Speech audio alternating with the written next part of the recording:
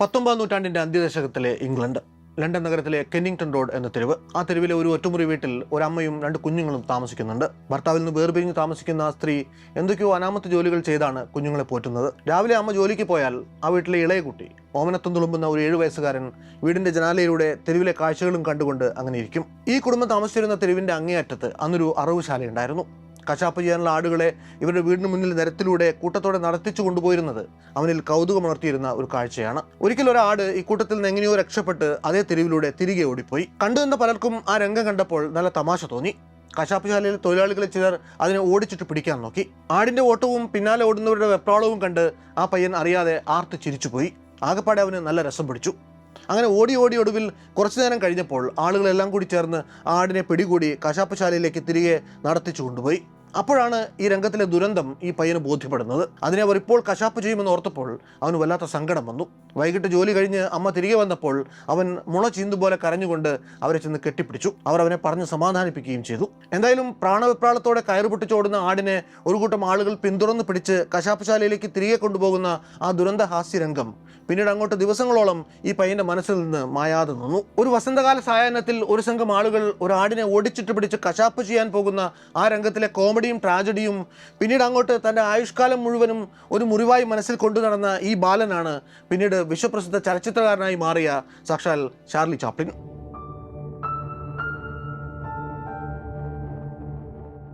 പട്ടിണിയും കഷ്ടപ്പാടുകളും നിറഞ്ഞ ബാല്യകാലം, കുടിസുമുറികളിലും അനാഥമന്ദിരങ്ങളിലും കഴിച്ചുകൂട്ടിയ കൗമാരം, ഇതിനിടയിൽ സന്ദേശവാഹകൻ, അച്ചടി തൊഴിലാളി, കളിപ്പാട്ട നിർമ്മാതാവ്, കണ്ണാടി വാർപ്പ് തൊഴിലാളി, ഡോക്ടറുടെ വേലക്കാരൻ എന്നിങ്ങനെ ഈ പയ്യൻ ചെയ്യാത്ത ജോലികളില്ല. ഉദരപൂരണത്തിനായി ഇത്തരം താൽക്കാലിക ജോലികൾ ചെയ്യുമ്പോഴും അവൻ്റെ മനസ്സിൽ സദാ നിറഞ്ഞു വന്നിരുന്നത് ഒരേ ഒരു മോഹമായിരുന്നു: എങ്ങനെയും ലോകമറിയുന്ന ഒരു അഭിനേതാവാകണം. പാരമ്പര്യമായി കിട്ടിയ അഭിനയസിദ്ധിയും ഉള്ളിലെ അഭിനിവേശം യാഥാർത്ഥ്യമാകാൻ വേണ്ടി സ്ഥിരോത്സാഹത്തോടുകൂടി നടത്തിയ കഠിന പരിശ്രമവും അവനെ വിശ്വപ്രസിദ്ധനായ ഒരു ചലച്ചിത്രകാരനാക്കി മാറ്റി. തൻ്റെ അതുല്യമായ അഭിനയസിദ്ധി കൊണ്ട് അയാൾ ലോകം കീഴടക്കി.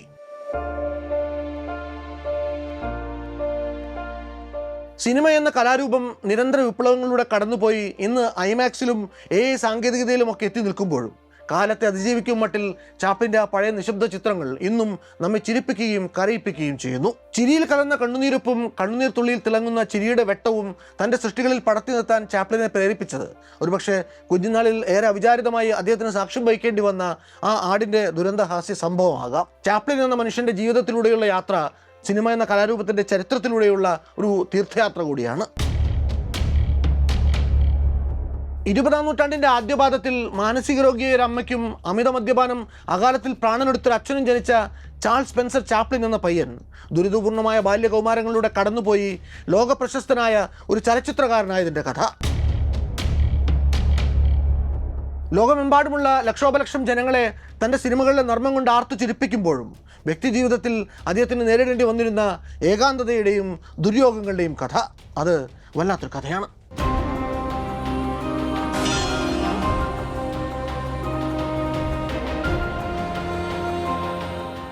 1889 ഏപ്രിൽ 16-ാം തീയതി രാത്രി 8 മണിയോടെ ലണ്ടനിലെ വാൽവർത്ത് പട്ടണത്തിലെ ഈസ്റ്റ് ലൈനിൽ അറിയപ്പെടുന്ന മ്യൂസിക് ഹാൾ എൻ്റർടൈനേഴ്സ് ആയിരുന്ന ചാൾസ് ചാപ്ലിൻ സീനിയറിൻ്റെയും ഹന്ന ഹില്ലിൻ്റെയും മകനായിട്ടാണ് ചാൾസ് സ്പെൻസർ ചാപ്ലിൻ ജനിക്കുന്നത്. പട്ടിണിയും കഷ്ടപ്പാടുകളും നിറഞ്ഞതായിരുന്നു ചാർലിയുടെ ബാല്യം. ചാർലി ജനിച്ച സമയത്ത് ഹന്നയ്ക്ക് മറ്റൊരു ബന്ധത്തിൽ സിഡ്നി എന്ന പേരിൽ 4 വയസ്സ് പ്രായമുള്ള ഒരു ആൺകുഞ്ഞു കൂടി ഉണ്ടായിരുന്നു.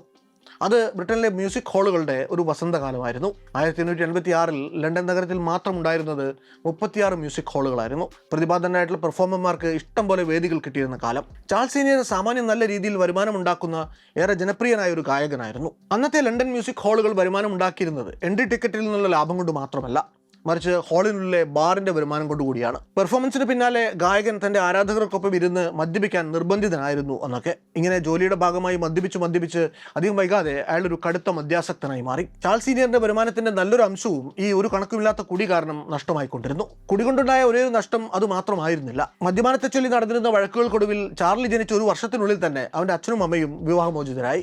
അന്ന് ഹന്നയും സാമാന്യം നല്ല വരുമാനം ഉണ്ടാക്കിക്കൊണ്ടിരുന്ന കാലമായതുകൊണ്ട് വിവാഹമോചനത്തിന് ശേഷം വിശേഷ ജീവനാംശം എന്നൊന്നും ചോദിച്ചു വാങ്ങാൻ നിൽക്കാതെ അവർ തന്റെ ജീവിതവുമായി മുന്നോട്ട് പോയി. ലിയോ ഡ്രൈഡൻ എന്നൊരു സ്റ്റേജ് ആക്ടറുമായി ഇതിനിടയിൽ ഹന്ന പ്രണയത്തിലാവുന്നു. അയാളിൽ അവർക്ക് വീലർ എന്നു പേരുള്ള ഒരു ആൺകുഞ്ഞും ഉണ്ടാകുന്നു.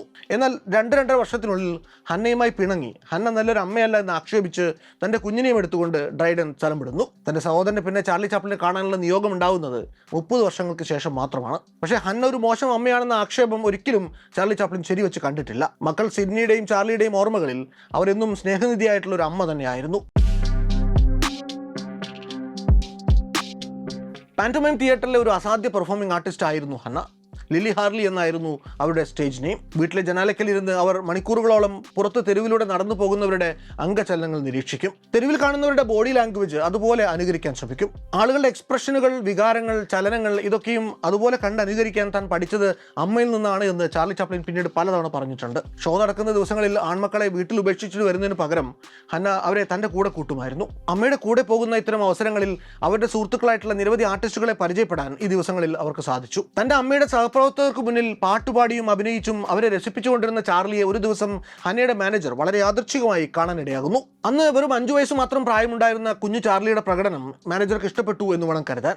കാരണം പിന്നീട് തികച്ചും അസാധാരണമായ ഒരു സന്ദർഭത്തിൽ ഗത്യന്തരമില്ലാതെ ആണെങ്കിലും സ്റ്റേജിലെ അഭിനയത്തിലുള്ള അവന്റെ അരങ്ങേറ്റം നടക്കുന്നു. സ്റ്റേജിൽ പെർഫോം ചെയ്യുമ്പോൾ ഹന്നയ്ക്ക് ഇടയ്ക്കിടെ ശബ്ദ തടസ്സം ഉണ്ടാകുമായിരുന്നു എന്നൊക്കെ. ചെറിയൊരു ജലദോഷത്തെ തുടർന്ന് ശ്വാസനാള വീക്കം ഉണ്ടായതാണ് അതിന് കാരണം. എന്നിട്ടും അവർ തന്റെ ജോലി തുറന്നുകൊണ്ടിരുന്നു. തുടക്കത്തിലെ ഈ നേരിയ ഇടർച്ച അധികം വൈകാതെ കടുത്ത ലാരിങ്കൈറ്റിസായി മാറി. അങ്ങനെ ഒരു രാത്രി സ്റ്റേജിൽ ഓഡിയൻസിന് മുന്നിൽ പാടിക്കൊണ്ടിരിക്കുമ്പോൾ ഹന്നയുടെ ശബ്ദം പൂർണ്ണമായും പാളി. കാണികളിൽ നിന്ന് കൂക്കുവിളിയും പരിഹാസങ്ങളും ഉണ്ടായി. കാണികളുടെ മുന്നിൽ വെച്ച് മാനേജർ അവരെ വഴക്കു പറഞ്ഞു. പിടിച്ചു നിൽക്കാനാവാതെ അവർക്ക് സ്റ്റേജിൽ നിന്ന് ഇറങ്ങി പോരേണ്ടി വന്നു. അതോടെ ഷോ മാനേജർ ആകെ ആപ്പിലായി. പെട്ടെന്ന് എന്തെങ്കിലും ചെയ്തില്ലെങ്കിൽ തടി കേടാവും എന്ന അവസ്ഥയിൽ നിൽക്കുമ്പോഴാണ് അയാൾ പിന്നിലെ ഗ്രീൻ റൂമിൽ ഇരിക്കുന്ന കുഞ്ഞു ചാർലിയെ കാണുന്നത്. അയാൾ നേരെ അവൻ്റെ കൈ പിടിച്ചുകൊണ്ട് സ്റ്റേജിൽ മൈക്കിന് മുന്നിൽ നിർത്തി. എന്നാൽ അപ്രതീക്ഷിതമായി അങ്ങനെ ഒന്നും ഉണ്ടായിട്ടും ചാർലി പരിഭ്രമിക്കുന്നില്ല. അന്ന് പ്രസിദ്ധമായിരുന്ന ജാക്ക് ജോൺസ് എന്ന് തുടങ്ങുന്ന ഗാനം ഓർക്കസ്ട്രയുടെ അകമ്പടിയോടുകൂടി കുഞ്ഞു ചാർലി ആലപിക്കുന്നത് കണ്ടപ്പോൾ ആ ക്രൗഡിന് ഈ പ്രകടനം വല്ലാതെ ബോധിച്ചു. ചാർലി പാട്ട് പൂർത്തിയാക്കും മുമ്പേ തന്നെ അവർ സ്റ്റേജിലേക്ക് നോട്ടും നാണയങ്ങളും ഒക്കെ വലിച്ചെറിഞ്ഞു തുടങ്ങി. ചാർലിയുടെ ഹ്യൂമർ സെൻസ് ആദ്യമായി പുറത്തു വന്ന ഒരു നിമിഷമായിരുന്നു അത്. പാട്ട് പാതി വഴി നിർത്തി അവനൊരു അനൗൺസ്മെന്റ് നടത്തി. ഈ നാണയങ്ങളൊക്കെ ആദ്യം ഞാനൊന്ന് വാരിയെടുക്കട്ടെ, എന്നിട്ട് ബാക്കി പാടാം. അപ്പോഴേക്കും സ്റ്റേജ് മാനേജർ ഒരു തൂവാലയുമായി വന്ന് അവനെ ഈ നാണയങ്ങൾ പെറുക്കി കൂട്ടാൻ സഹായിച്ചു. എന്നാൽ ഇയാൾ ഈ നാണയങ്ങളുമായി കടന്നു കളയുമോ എന്ന ഭയം അവനപ്പോൾ ഉണ്ടായി. അതവൻ കാണികളുമായി പങ്കുവെക്കുകയും ചെയ്തു. ഇത് കേട്ടതോടെ അവരുടെ ചിരി അത്യുച്ചത്തിലായി. നാണയങ്ങളുമായി നടന്നു പോകുന്ന സ്റ്റേജ് മാനേജർക്ക് പിന്നാലെ ഓടിപ്പോകുന്ന കുഞ്ഞു ചാർലിയെ കണ്ട് ജനം ഇളകി മറിഞ്ഞ് ചിരി തുടങ്ങി. ഇയാൾ ഈ നാണയങ്ങൾ ചാർലിയുടെ അമ്മയെ ഏൽപ്പിച്ചപ്പോൾ അവൻ തിരികെ മൈക്കിലേക്ക് വന്ന് പാട്ട് തുടരുകയും ചെയ്തു. സ്വന്തം വീട്ടിലാണ് താൻ നിൽക്കുന്നത് എന്നൊരു തോന്നലാണ് അപ്പോൾ ചാർലിക്ക് ഉണ്ടായത്. അവൻ കാണികളോട് അനായാസം സംസാരിച്ചു. അവർക്ക് മുന്നിൽ നൃത്തം ചെയ്തു. പല നടീനടന്മാരെയും അനുകരിച്ച് കാണിച്ചു. തൻ്റെ അമ്മയ്ക്ക് ശബ്ദമിടറിയത് പോലും അന്നവൻ ഏറെ നിഷ്കളങ്കമായി അഭിനയിച്ച് കാണിക്കുന്നുണ്ട്. അവൻ്റെ കോമളിത്തരങ്ങൾ കണ്ട് കാണികൾ വീണ്ടും തലതല്ലി ചിരിച്ചു. സ്റ്റേജിലേക്ക് വീണ്ടും നാണയങ്ങളുടെ പെരുമഴയുണ്ടായി. ഒടുവിൽ ഷോ അവസാനിച്ചപ്പോൾ അമ്മ വന്ന് അവനെ പൊക്കിയെടുത്ത് കൊണ്ടുപോകുന്നത് കണ്ടപ്പോൾ ഹാളിൽ വീണ്ടും കയ്യടി ശബ്ദം ഇരമ്പി. ആ രാത്രി സ്റ്റേജിലെ ഹന്നയുടെ അവസാനത്തെ ദിവസമായിരുന്നു. മകൻ ചാർലിയുടെ അരങ്ങേറ്റവും. ചാർലി ചാപ്ലിനെ സംബന്ധിച്ചിടത്തോളം അത് ഏറെ സംഭവബഹുലമായ പതിറ്റാണ്ടുകൾ നീണ്ടുനിന്ന തൻ്റെ കരിയറിൻ്റെ തുടക്കം മാത്രമായിരുന്നു. വിധി ചാർലിയുടെ അമ്മയോട് വളരെ ക്രൂരമായി പെരുമാറി. അന്ന് നഷ്ടമായ ശബ്ദം ഹന്നയ്ക്ക് പിന്നീട് ഒരിക്കലും തിരിച്ചു കിട്ടിയില്ല. ദിവസങ്ങൾ കഴിയുന്തോറും അവരുടെ ചുറ്റുപാടുകൾ വഷളായി തുടങ്ങി. ഹന്നയുടെ കയ്യിൽ മിച്ചമുണ്ടായിരുന്ന പണവും അവരുടെ ആഭരണങ്ങളുമൊക്കെ അപ്രത്യക്ഷമായി തുടങ്ങി. ശബ്ദം തിരിച്ചു കിട്ടുമ്പോൾ വീണ്ടെടുക്കാമെന്ന പ്രതീക്ഷയിൽ വിലപിടിപ്പുള്ള പല വസ്തുക്കളും ഹന്ന പണയപ്പെടുത്തി. 3 മുറികളുടെ വീട്ടിൽ താമസിച്ചിരുന്ന അവർക്ക് ആദ്യം 2 മുറികളിൽ ഒരു വാടക വീട്ടിലേക്കും പിന്നാലെ ഒരു ഒറ്റ മുറിയിലേക്കും മാറേണ്ടി വന്നു. ജീവിതം കൈപ്പുനീർ കുടിപ്പിച്ചു തുടങ്ങിയപ്പോൾ ഹന്ന എന്ന അഭയം പ്രാപിക്കുന്നത് വിശ്വാസത്തിലാണ്. പ്രാർത്ഥന കൊണ്ട് എല്ലാം നേരെയാക്കാമെന്ന് വിശ്വസിച്ച അവർക്ക് പിന്നെ പള്ളിയായി ഏകാശ്രയം. എല്ലാ ഞായറാഴ്ചകളിലും മുടങ്ങാതെ അവർ കുർബാന കൂടും. ശബ്ദത്തിൽ കാര്യമായ പുരോഗതിയൊന്നും ഉണ്ടാകാതിരുന്നതുകൊണ്ട് നാടകശാലയിലെ ജീവിതം അവർക്ക് ഒരു ഓർമ്മ മാത്രമായി മാറി. ഇടവകയിലെ പാവങ്ങൾക്ക് വേണ്ടി നടത്തിയിരുന്ന ഫ്രീ സൂപ്പ് കിച്ചണുകളിലും ആ കുടുംബം സ്ഥിരം അന്ന് ചെല്ലുമായിരുന്നു. കുഞ്ഞായിരിക്കുമ്പോൾ ചാർലി ചാപ്ലിന് ഒരിക്കലും ബട്ടറോ ഫ്രഷ് ക്രീമോ ഒന്നും നുണയാനുള്ള യോഗം ഉണ്ടായിട്ടില്ല. അതുകൊണ്ട് തന്നെ വളർന്നു വലുതായി പണവും പ്രശസ്തിയുമൊക്കെ ഉണ്ടായ ശേഷം അയാൾ അതൊക്കെ വലിയ ആർത്തിയോടെ കണക്കില്ലാതെ തന്നെ ആഹരിച്ചു. ചർച്ചിൽ ഹന്ന ചെറിയൊരു ഉപജീവനം കണ്ടെത്തി. പള്ളിക്കാർ അനുവദിച്ച് നൽകിയ ഒരു മൂലയ്ക്കൽ ഒരു തയ്യൽ മെഷീൻ ഇട്ട് അവർ ആ ഇടവകയിലെ സമ്പന്നരായ വിശ്വാസികൾക്ക് കുപ്പായങ്ങൾ തുന്നി നൽകി. പക്ഷെ അതുകൊണ്ടൊന്നും അവർക്ക് മക്കളുടെ കാര്യങ്ങൾക്കുള്ള നിവൃത്തി ഉണ്ടാക്കാൻ സാധിച്ചില്ല. അത്രയും കാലത്തെ സമ്പാദ്യമായി കയ്യിലുണ്ടായിരുന്ന അമൂല്യമായ പലതും ചെലവിന് പണം കണ്ടെത്താൻ വേണ്ടി അവർ വിൽക്കാൻ തുടങ്ങി. ഏറ്റവും ഒടുവിലായിട്ട് വിൽക്കുന്നത് ഒരു ട്രങ്ക് പെട്ടി നിറയെ സ്റ്റേജ് കോസ്റ്റ്യൂമുകളാണ്. ദാരിദ്ര്യത്തിൽ മുങ്ങി ജീവിക്കുമ്പോഴും ഇടയ്ക്കൊക്കെ അമ്മ ഈ ട്രങ്ക് പെട്ടി തുറന്നിരുന്നതും അതിൽ നിന്ന് ഏതെങ്കിലും ഒരു കോസ്റ്റ്യൂം എടുത്തണിഞ്ഞ് തങ്ങൾക്ക് മുന്നിൽ അമ്മയ്ക്ക് ഹൃദയസ്ഥമായിരുന്ന ഡസൻ കണക്കിന് നാടകങ്ങളിലെ ഏതെങ്കിലും ഒരു കഥാപാത്രമായി അമ്മ പകർന്നാടിയിരുന്നതുമൊക്കെ ചാർലിയും സഹോദരനും അപ്പോൾ ഓർത്തു. ഈ നിമിഷങ്ങളിൽ അവർ തങ്ങളിൽ നിന്ന് ഗ്രസിച്ചിരുന്ന ദാരിദ്ര്യത്തെക്കുറിച്ച് മറന്നു പോകുമായിരുന്നു. നിത്യനിദാനമായിട്ടുള്ള പട്ടിണിയും പരിവട്ടവും പകർന്നു കൊടുക്കുന്ന സങ്കടങ്ങളൊക്കെയും ക്രിയേറ്റിവിറ്റിയോടുള്ള അവരുടെ ഇഷ്ടത്തിൽ അലിഞ്ഞില്ലാതാകുമായിരുന്നു. അതുവരെ വീട്ടിലുണ്ടായിരുന്ന വിലപിടിപ്പുള്ള ഉരുപ്പടികൾ പലതും വിറ്റഴിച്ചപ്പോഴൊന്നും തോന്നാതിരുന്ന സങ്കടമാണ് മക്കൾക്ക് അമ്മ തൻ്റെ കോസ്റ്റ്യൂമുകൾ നിറച്ചു വെച്ച ആ ട്രങ്ക് വെട്ടി വിറ്റപ്പോൾ ഉണ്ടായത്. മക്കളെ പോറ്റാൻ വേണ്ടി ഹന്ന എന്ത് ജോലി കിട്ടിയാലും ചെയ്യുമായിരുന്നു. അത് ചിലപ്പോൾ ക്ലീനിങ് ജോലിയാകാം, ചിലപ്പോൾ രോഗാതുരരെ പരിചരിക്കുന്നതാകാം. പക്ഷേ അതിൽ നിന്നൊക്കെ കിട്ടിയിരുന്ന പ്രതിഫലം വളരെ തുച്ഛമായിരുന്നതുകൊണ്ട് അവർ ദരിദ്രരായി തന്നെ തുടർന്നുപോയി. കുട്ടികൾക്ക് ഉടുപ്പ് വാങ്ങാൻ പണമില്ലാതിരുന്നതുകൊണ്ട് ഹന്ന ചിലപ്പോൾ തൻ്റെ പഴയ ഉടുപ്പുകൾ ഓൾട്ടർ ചെയ്ത് അവർക്ക് ഉടുക്കാൻ കൊടുക്കുമായിരുന്നു. ഈ വിചിത്ര വസ്ത്രങ്ങൾ ധരിച്ച് സ്കൂളിൽ പോയിരുന്ന കുഞ്ഞുങ്ങളെ അവരുടെ സഹപാഠികൾ പലപ്പോഴും അതിൻ്റെ പേരിൽ പരിഹസിക്കുമായിരുന്നു. ഇടയ്ക്കിടെ വന്നു പോയിരുന്ന കലശലായ മൈഗ്രെയിൻ കാരണം ഹന്നയ്ക്ക് ഏറെ നേരം തയ്യൽ മെഷീനിൽ ഇരിക്കാൻ സാധിച്ചിരുന്നില്ല. അമ്മയെ സഹായിക്കാൻ അന്ന് ഇടയ്ക്കൊക്കെ സിഡ്നി പത്രമിടാൻ പോകുമായിരുന്നു. പക്ഷെ അതിലും പ്രതിഫലം തുച്ഛമായിരുന്നു. അധികം വൈകാതെ ഹന്നയുടെ ആരോഗ്യാവസ്ഥ വല്ലാതെ വഷളായി. അവർ ആശുപത്രിയിൽ അഡ്മിറ്റായി. കുട്ടികൾ പിന്നെ അന്ന് ലണ്ടനിൽ വർക്ക് ഹൗസുകൾ എന്നറിയപ്പെട്ടിരുന്ന ബാലമന്ദിരങ്ങൾ തോറും മാറി മാറി കഴിയേണ്ടി വന്നു കുറെ കാലം. ഈ ബാലമന്ദിരങ്ങളിലെ ജീവിതം വലിയ കഷ്ടമായിരുന്നു. കർശനമായ അച്ചടക്കമാണ് അവിടെ. ചെറിയ കുറ്റങ്ങൾക്ക് പോലും കുട്ടികൾ വിചാരണ ചെയ്യപ്പെടും. കുറ്റക്കാരെന്ന് കണ്ടാൽ മേശപ്പുറത്ത് കമഴ്ത്തി കിടത്തി പൃഷ്ഠത്തിൽ വലിയ ചൂരൽ കൊണ്ട് 3 അടി കിട്ടും. അവിടെ വെച്ച് ഒരിക്കൽ തനിക്കും ചെയ്യാത്ത എന്തോ കുറ്റത്തിന് ചൂരൽ പ്രഹരം ഏറ്റുവാങ്ങേണ്ടി വന്നത് ചാർലി ചാപ്ലിൻ തന്റെ ആത്മകഥയിൽ വിശദമായി തന്നെ വർണ്ണിക്കുന്നുണ്ട്. ഇടയ്ക്ക് അമ്മയുടെ അസുഖം ഭേദമാകുമ്പോൾ അമ്മ വന്നവരെ കൂട്ടിക്കൊണ്ടുപോകും. പിന്നാലെ വീണ്ടും അവരുടെ ആരോഗ്യം ക്ഷയിക്കും. അവർ വീണ്ടും ആശുപത്രിയിലാകും. കുട്ടികൾ വീണ്ടും ഏതെങ്കിലും ബന്ധുവീട്ടിലേക്കോ അനാഥാലയത്തിലേക്കോ ഒക്കെ പറഞ്ഞയക്കപ്പെടും. ഇടയ്ക്കെപ്പോഴോ അച്ഛൻ ചാൾസ് സീനിയർ വന്ന് മക്കളെ കൂട്ടിക്കൊണ്ടു പോകുന്നുണ്ട്. അയാളുടെ പുതിയ ഭാര്യ ലൂസി മദ്യത്തിന് അടിമപ്പെട്ട ഒരു സ്ത്രീയായിരുന്നു. കുടിക്കാതിരിക്കുമ്പോൾ കുട്ടികളോട് കാര്യമായ വിരോധമൊന്നും കാണിക്കാതിരിക്കുന്ന അവർ മദ്യം അകത്തി വന്നാൽ ഒരു ഭയങ്കരിയായിട്ട് മാറും. ഒന്ന് പറഞ്ഞ് രണ്ടിന് ഈ കുട്ടികളെ ചീത്ത പറയും. മൂക്കറ്റം കുടിച്ചിരുന്ന ഒരു ദിവസം അവർ ചാർലിയെയും സിഡ്നിയെയും അടിച്ചു പുറത്താക്കി. അന്ന് 8 വയസ്സ് മാത്രം പ്രായമുണ്ടായിരുന്ന ചാർലി വിമ്മിക്കരഞ്ഞുകൊണ്ട് നഗരത്തിലെ വാതുവെപ്പ് കേന്ദ്രങ്ങളിലും പബ്ബുകളിലുമൊക്കെ അച്ഛനെ തിരഞ്ഞു നടന്നു. തൻ്റെ ജീവിതത്തിലെ ഏറ്റവും സംഘർഷം നിറഞ്ഞ കാലമെന്ന് പിന്നീട് ദിവസങ്ങളെപ്പറ്റി ചാർലി ചാപ്ലിൻ തൻ്റെ ആത്മകഥയിൽ കുറിക്കുന്നുണ്ട്. 2 മാസമേ അവർ തങ്ങളുടെ അച്ഛൻ്റെ വീട്ടിൽ കഴിഞ്ഞുള്ളൂവെങ്കിലും ഈ സമയം കൊണ്ട് ഈ 2 മക്കളുടെയും മനസ്സിൽ മായ്ച്ചാലും മായാത്ത വടുക്കൾ വീഴുന്നുണ്ട്. ഒടുവിൽ അവൻ്റെ അമ്മയുടെ ആരോഗ്യം വീണ്ടും മെച്ചപ്പെട്ടപ്പോൾ അവർ വന്ന് മക്കളെ തൻ്റെ കൂടെ കഴിയാൻ വേണ്ടി വിളിച്ചുകൊണ്ട് പോവുകയും ചെയ്തു. സ്കൂൾ ചാർലിയെ കാര്യമായി എക്സൈറ്റ് ചെയ്യിക്കാതിരുന്ന ഒരു സ്ഥലമാണ്. പഠിച്ചിട്ടിപ്പോൾ എന്ത് കിട്ടാനാണ് എന്ന തോന്നൽ അവനെ കുഞ്ഞുനാൾ തൊട്ടേ അലട്ടിയ ഒന്നായിരുന്നു. അങ്ങനെ ഇരിക്കെയാണ് ഒരു ദിവസം നിനക്ക് നാടകങ്ങളിൽ അഭിനയിച്ചൂടെ ചാർലി എന്ന് സ്വന്തം അമ്മ തന്നെ അവനോട് ചോദിക്കുന്നത്. മകനിൽ അസാമാന്യമായ ഒരു അഭിനയസിദ്ധി ഒളിഞ്ഞു കിടപ്പുണ്ടെന്ന് ആ അമ്മയ്ക്ക് എന്തുകൊണ്ടോ തോന്നി. ചാർലിയുടെ അച്ഛന് ലണ്ടനിലെ ദ 8 ലങ്കാഷെയർ ലാഡ്സ് എന്ന പേരുള്ള ചിൽഡ്രൻസ് ട്രൂപ്പിന്റെ മാനേജറെ പരിചയമുണ്ടായിരുന്നു. ക്ലോക്ക് ഡാൻസിംഗ് എന്ന പേരുള്ള ഒരു കലാരൂപമാണ് അവർ ബ്രിട്ടനിലെ നഗരങ്ങൾ തോറും ചുറ്റി നടന്ന് അവതരിപ്പിച്ചുകൊണ്ടിരുന്നത്. 1898 ചാൾസ് സീനിയർ ഹന്നയോട് ചാർലി ഈ ട്രൂപ്പിൽ കൊണ്ട് ചേർക്കാം എന്നൊരു നിർദ്ദേശം മുന്നോട്ട് വയ്ക്കുന്നു. ട്രൂപ്പിൻ്റെ മാനേജർ ജാക്സണും ഭാര്യയും അടിയുറച്ച കത്തോലിക്കരായിരുന്നതുകൊണ്ട് ഹന്ന അതിന് സമ്മതം മൂളി. 6 ആഴ്ചത്തെ പരിശീലനത്തിന് ശേഷം അന്നേക്ക് 9 വയസ്സ് തികഞ്ഞിരുന്ന ചാർലി ട്രൂപ്പിൽ പെർഫോം ചെയ്തു തുടങ്ങി.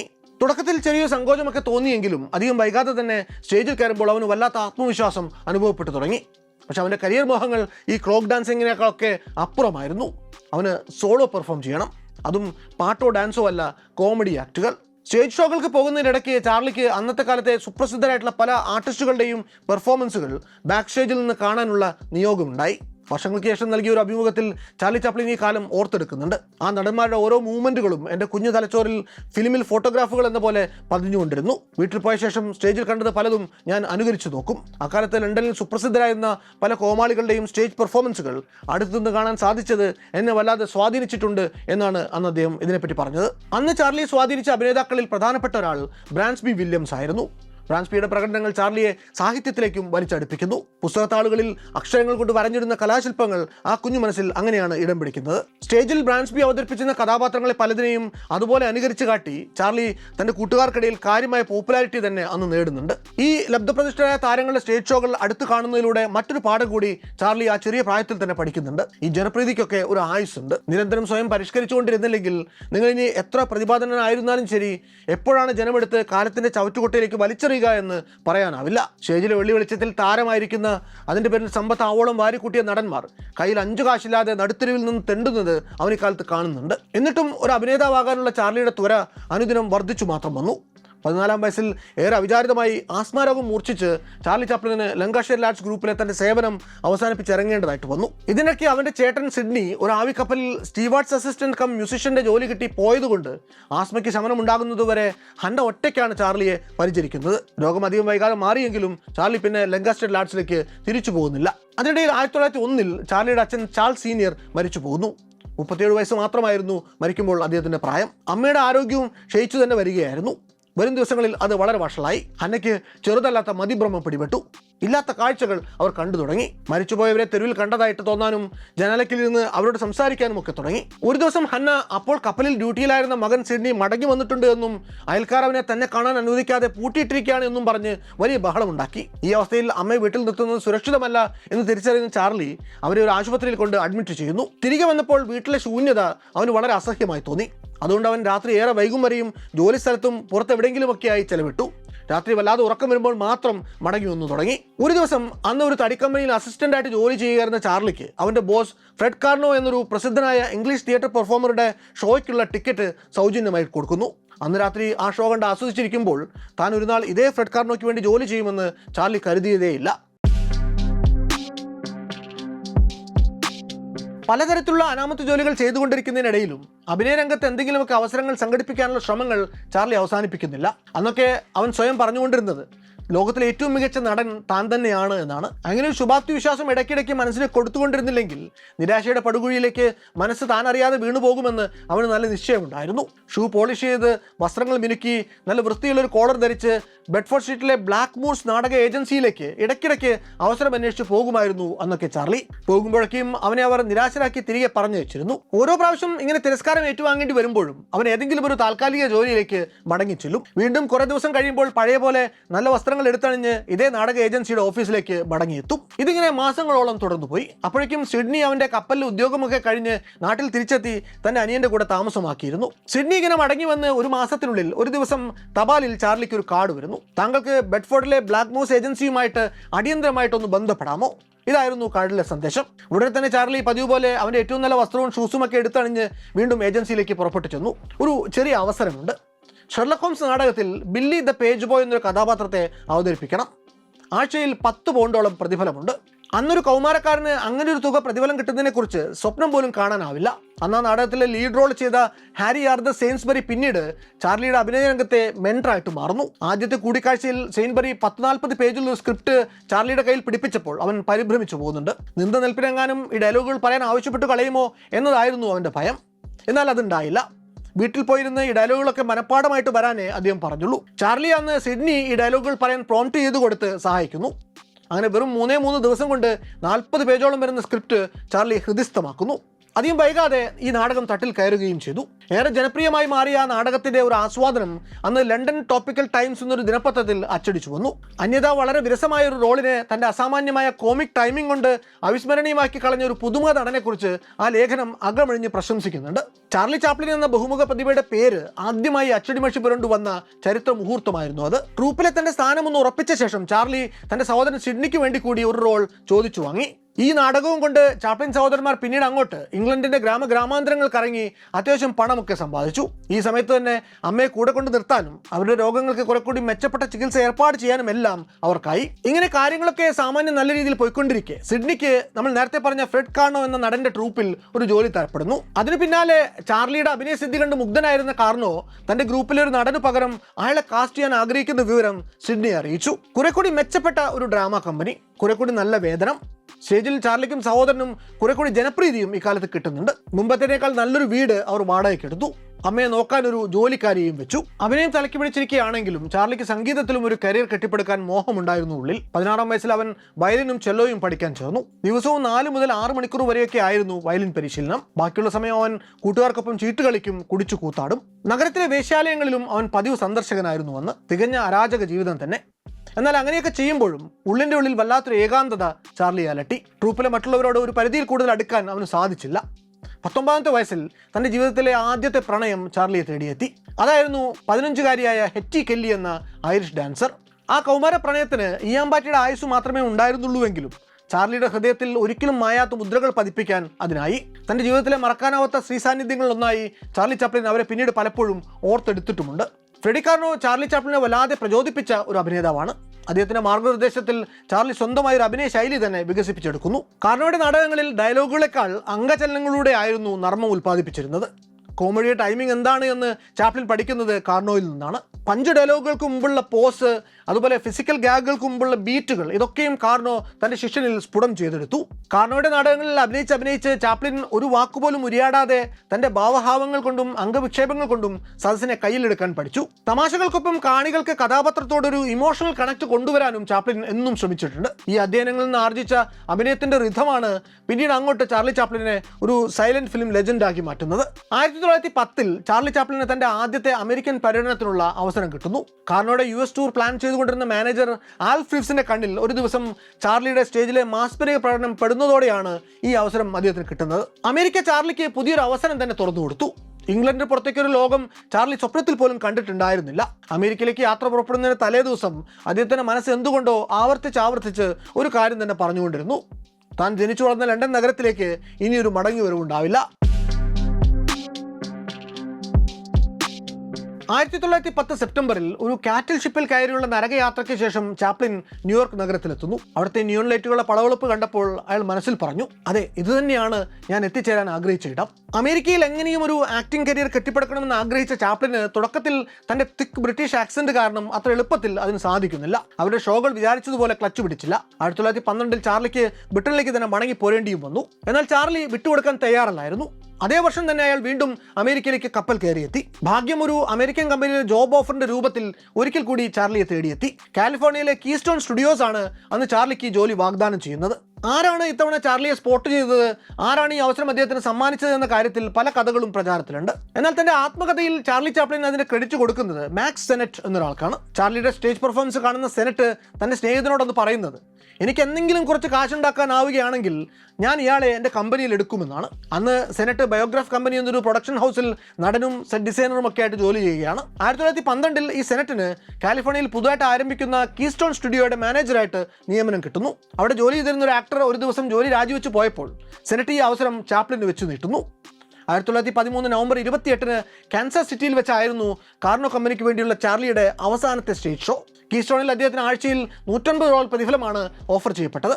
1914 തൻ്റെ 25-ാം വയസ്സിൽ ചാർലി ചാപ്ലിൻ്റെ വെള്ളിത്തിരയിൽ അരങ്ങേറ്റം നടന്നു. മേക്കിംഗ് എ ലിവിംഗ് എന്ന ഈ ചിത്രത്തിൽ എഡ്ഗാർ ഇംഗ്ലീഷ് എന്നു പേരുള്ള ഒരു തട്ടിപ്പുകാരൻ്റെ വേഷമായിരുന്നു ചാർലിക്ക്. തൻ്റെ കന്നി ചിത്രത്തിൻ്റെ ഷൂട്ട് തീരും വരെയും ചാപ്ലിന് കടുത്ത അതൃപ്തിയായിരുന്നു. സംവിധായകൻ മറ്റൊരാളായിരുന്നതുകൊണ്ട് അദ്ദേഹത്തിന് താൻ ഉദ്ദേശിച്ച പോലെയുള്ള ഒരു ഡെപ്തോ ചാമോ ഹ്യൂമാനിറ്റിയോ ഒന്നും തൻ്റെ കഥാപാത്രത്തിന് പകർന്നു കൊടുക്കാനായില്ല എന്നൊരു പരാതി ചാപ്ലിനുണ്ടായിരുന്നു. താൻ ആ സിനിമയിൽ അഭിനയിച്ച ഏറ്റവും മികച്ച സീനുകൾ ചിലത് തന്നോടുള്ള ചുരുക്കിൻ്റെ പുറത്ത് സംവിധായകൻ വെട്ടിക്കളഞ്ഞു എന്നുവരെ പിന്നീട് ചാപ്ലിൻ ആരോപിച്ചിട്ടുണ്ട്.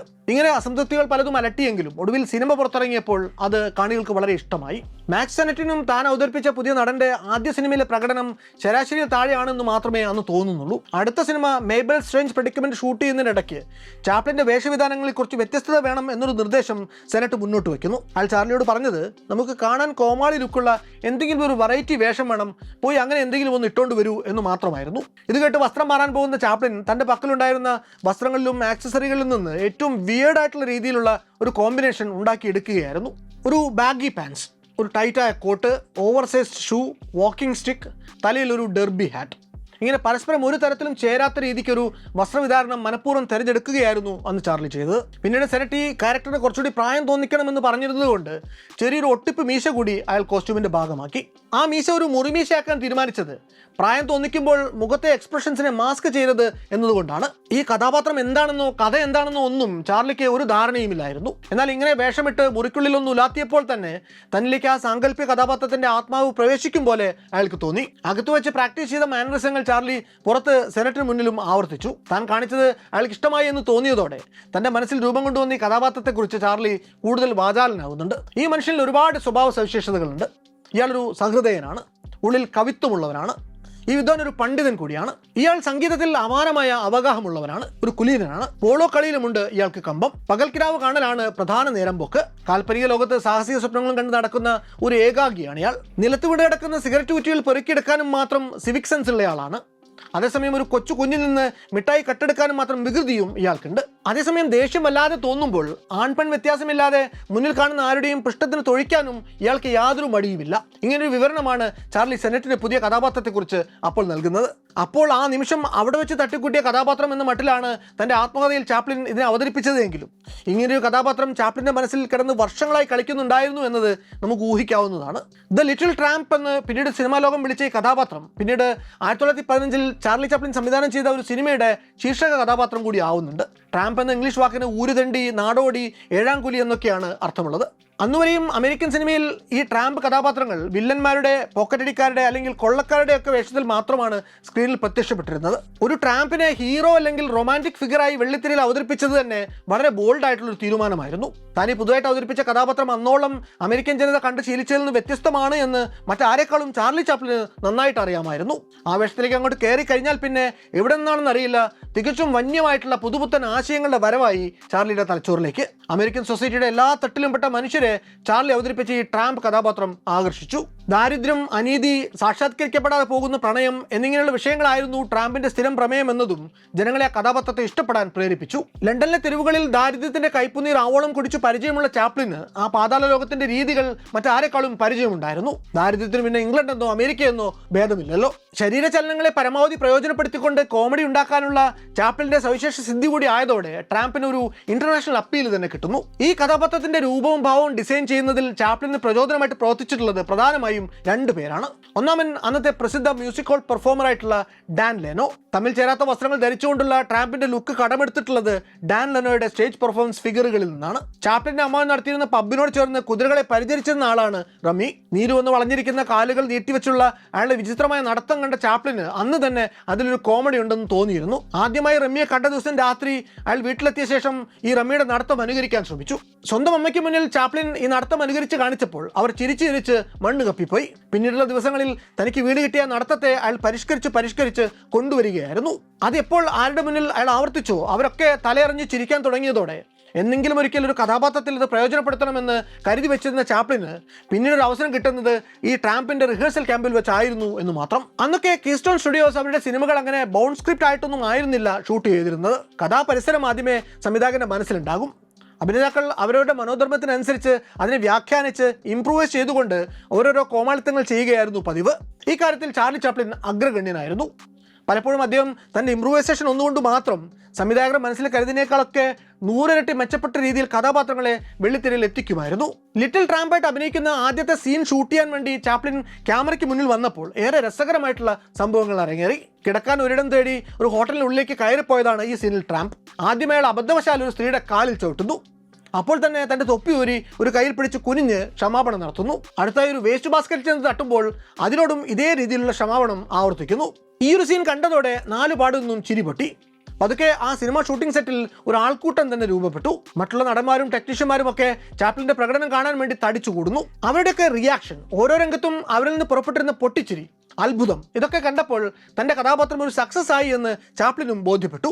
അതോടെ ഒരു കൊമേഡിയൻ എന്ന നിലയ്ക്ക് താൻ റൈറ്റ് ട്രാക്കിൽ തന്നെയാണ് എന്നും അദ്ദേഹത്തിന് മനസ്സിലായി. മേബൽ സ്ട്രേഞ്ച് പ്രെഡിക്കമെന്റ് എന്ന ചിത്രത്തിലാണ് ചാപ്ലിൻ ആദ്യമായി ഈ ലിറ്റിൽ ട്രാംപ് രൂപം ഷൂട്ട് ചെയ്തതെങ്കിലും അതിനുശേഷം നിർമ്മിക്കപ്പെട്ട kid auto races at Venice എന്ന സിനിമയിലൂടെയാണ് പ്രേക്ഷകർ ഇത് ആദ്യമായിട്ട് കാണുന്നത്. ആ സിനിമ ഒരൽപ്പം നേരത്തെ പ്രൊഡക്ഷൻ കഴിഞ്ഞ് റിലീസിന് എത്തിയതായിരുന്നു അതിന് കാരണം. കുട്ടികളെ കാറോട്ടോ മത്സരം നടക്കുന്നിടത്ത് ഒരു ഡയറക്ടറെ ശല്യം ചെയ്യുന്ന ആളുടെ രൂപത്തിലാണ് ഈ സിനിമയിൽ ചാപ്ലിൻ ചെന്ന് അഭിനയിക്കുന്നത്. എന്നാൽ ഓരോ സിനിമ കഴിയുന്തോറും സംവിധായകർക്ക് ചാപ്ലിനുമൊത്ത് പ്രവർത്തിക്കാൻ കൂടുതൽ പ്രയാസങ്ങൾ നേരിട്ടു തുടങ്ങി. ചാപ്ലിൻ്റെ ഉള്ളിൽ ഒരു ഡയറക്ടർ കൂടി ഉണ്ടായിരുന്നത് കൊണ്ട് ഇവരാരും പറയുന്നത് പൂർണ്ണമായും അനുസരിക്കാൻ ചാപ്ലിൻ മനസ്സ് കാണിച്ചിരുന്നില്ല. സിനിമ പോലും ഒരു സാങ്കേതികവിദ്യ എന്ന നിലയ്ക്ക് അതിൻ്റെ പ്രാരംഭ ദശയിലായിരുന്നത് കൊണ്ട് സംവിധായകർക്കും അത്ര കണ്ട് ആത്മവിശ്വാസമൊന്നും അന്ന് ഉണ്ടായിരുന്നില്ല. അതുകൊണ്ട് ചാപ്ലിൻ കരുതുന്നത് സിനിമാ രംഗത്ത് വെറുമൊരു തുടക്കക്കാരൻ മാത്രമാണ് താനെങ്കിലും ഈ പറയുന്ന സംവിധായകരെക്കാളൊക്കെ നല്ല മൂള പടം പിടിക്കുന്ന കാര്യത്തിൽ തനിക്ക് ഉണ്ട് എന്നാണ്. തുടക്കത്തിൽ സിനിമാ നിർമ്മാണത്തിൻ്റെ സങ്കേതങ്ങളെക്കുറിച്ച്, വിശേഷിച്ച് ഓർഡറിലല്ലാതെ സീനുകൾ ഷൂട്ട് ചെയ്യുന്നത് എന്തിനാണ് എന്നതടക്കമുള്ള പല പ്രാഥമിക കാര്യങ്ങളിൽ പോലും ചാപ്ലിന് നിശ്ചയമില്ലായിരുന്നു. എന്നാൽ ചെയ്യുന്ന കാര്യത്തിൽ മറ്റാരെക്കാളും ഇൻവെസ്റ്റഡ് ആയിരുന്ന ചാപ്ലിൻ ആഴ്ചകൾക്കുള്ളിൽ തന്നെ ക്യാമറയും ലൈറ്റിങ്ങും എഡിറ്റിംഗും അടക്കമുള്ള സകല സിനിമ റിലേറ്റഡ് പണികളും പഠിച്ചെടുക്കുന്നു. മേബൽ നോർമൻ അടക്കമുള്ള സംവിധായകരുമായുള്ള ചാപ്ലിന്റെ കലഹങ്ങൾ അന്ന് ഏറെ കുപ്രസിദ്ധമായിരുന്നു. എന്നാലും ലിറ്റിൽ ട്രാമ്പിന്റെ വേഷത്തിൽ ചാപ്ലിൻ രംഗത്ത് വരുന്ന സിനിമകൾക്കുള്ള ഡിമാൻഡ് ബോക്സ് ഓഫീസിൽ വർദ്ധിച്ചു വന്നതോടെ അദ്ദേഹം തെളിച്ച വഴിക്ക് തന്നെ കാര്യങ്ങൾ നീങ്ങി തുടങ്ങി. ചാപ്ലിൻ സംവിധായകന്റെ മേലങ്കി എടുത്തണിയാൻ അധികം കാലതാമസം ഉണ്ടായില്ല. പിന്നെ 1914 റിലീസ് ചെയ്ത കോട്ട് ഇൻ ദ റെയിൻ ആണ് ചാപ്ലിൻ സംവിധാനം ചെയ്ത കന്നി ചിത്രം. പിന്നീട് അങ്ങോട്ട് കീസ്റ്റോൺ സ്റ്റുഡിയോസിന്റെ ബാനറിൽ പുറത്തിറങ്ങിയ ഏതാണ്ട് എല്ലാ ചിത്രങ്ങളും ചാപ്ലിൻ ഒറ്റയ്ക്കോ അല്ലെങ്കിൽ മെയ്വൽ നോർമൻഡുമായി ചേർന്നോ സംവിധാനം ചെയ്തിട്ടുള്ളവയാണ്. ആദ്യം അവർ ഒരുമിച്ച ചിത്രത്തിൽ സാമാന്യം നല്ല വഴക്ക് തന്നെ നടന്നുവെങ്കിലും അവർ തമ്മിൽ പിന്നീട് അങ്ങോട്ടുണ്ടായ കൊളാബറേഷൻ ഏറെ വിജയകരമായിരുന്നു എന്നാണ് ചാപ്ലിൻ സ്കോളർമാരുടെ അഭിപ്രായം. 1914 നവംബറിൽ ചാർലി തന്റെ സ്വാധീനം ഉപയോഗിച്ച് സഹോദരൻ സിഡ്നിയെ കൂടി ഈ പ്രൊഡക്ഷൻ ടീമിന്റെ ഭാഗമാക്കി. അടുത്ത ഒരു വർഷത്തിനുള്ളിൽ സിനിമാ ചരിത്രത്തിലെ ആദ്യത്തെ ഫീച്ചർ ലെങ്ത് കോമഡി ചലച്ചിത്രമായ ടിലീസ് പങ്ക്ചർഡ് റൊമാൻസ് അടക്കം 35 സിനിമകളാണ് ചാപ്ലിൻ കീസ്റ്റോൺ സ്റ്റുഡിയോസിന് വേണ്ടി ചെയ്തു കൊടുക്കുന്നത്.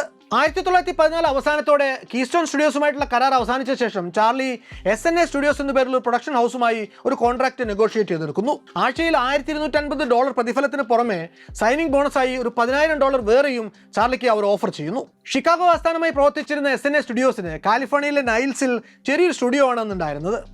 SNAക്ക് വേണ്ടി ചാർലി ഉണ്ടാക്കിയ ആദ്യത്തെ സിനിമയുടെ പേര് അവിടേക്കുള്ള മാറ്റത്തെ സൂചിപ്പിക്കാൻ എന്ന പോലെ ചാർലീസ് ന്യൂ ജോബ് എന്നായിരുന്നു. ബോക്സ് ഓഫീസിൽ തകർത്തോടിയ ആ ചിത്രത്തിന് സ്റ്റുഡിയോ അന്നോളം പ്രൊഡ്യൂസ് ചെയ്ത മറ്റേതൊരു സിനിമയെക്കാളും കളക്ഷൻ നേടാനായി. ഞാൻ ഇന്നോളം ഉണ്ടാക്കിയതിൽ വെച്ച് ഏറ്റവും നല്ല കോമഡി ചിത്രമെന്ന് ചാർലി ഈ സിനിമയുടെ റിലീസ് ദിനത്തിൽ പറയുന്നുണ്ട്. ചാർലിയുടെ അടുത്ത പടം ഹിസ് നൈറ്റ് ഔട്ട് ആയിരുന്നു. ഈ സിനിമ ചരിത്രത്തിൽ ഇടം പിടിച്ചത് എഡ്ന പർവിയൻസ് എന്ന അഭിനേത്രിയുമൊത്തുള്ള ചാപ്ലിന്റെ ആദ്യത്തെ സിനിമ എന്ന നിലയ്ക്കാണ്. യാതൊരുവിധ അഭിനയ പരിചയവും ഇല്ലാതിരുന്ന ഒരു കോളേജ് വിദ്യാർത്ഥിനി മാത്രമായിരുന്ന എഡ്നയ്ക്ക് ആകെ ഉണ്ടായിരുന്നത് സാൻ ഫ്രാൻസിസ്കോയിലെ ഒരു സ്ഥാപനത്തിൽ സ്റ്റെനോഗ്രാഫറായി ജോലി ചെയ്തുള്ള ഒരു പരിചയം മാത്രമാണ്.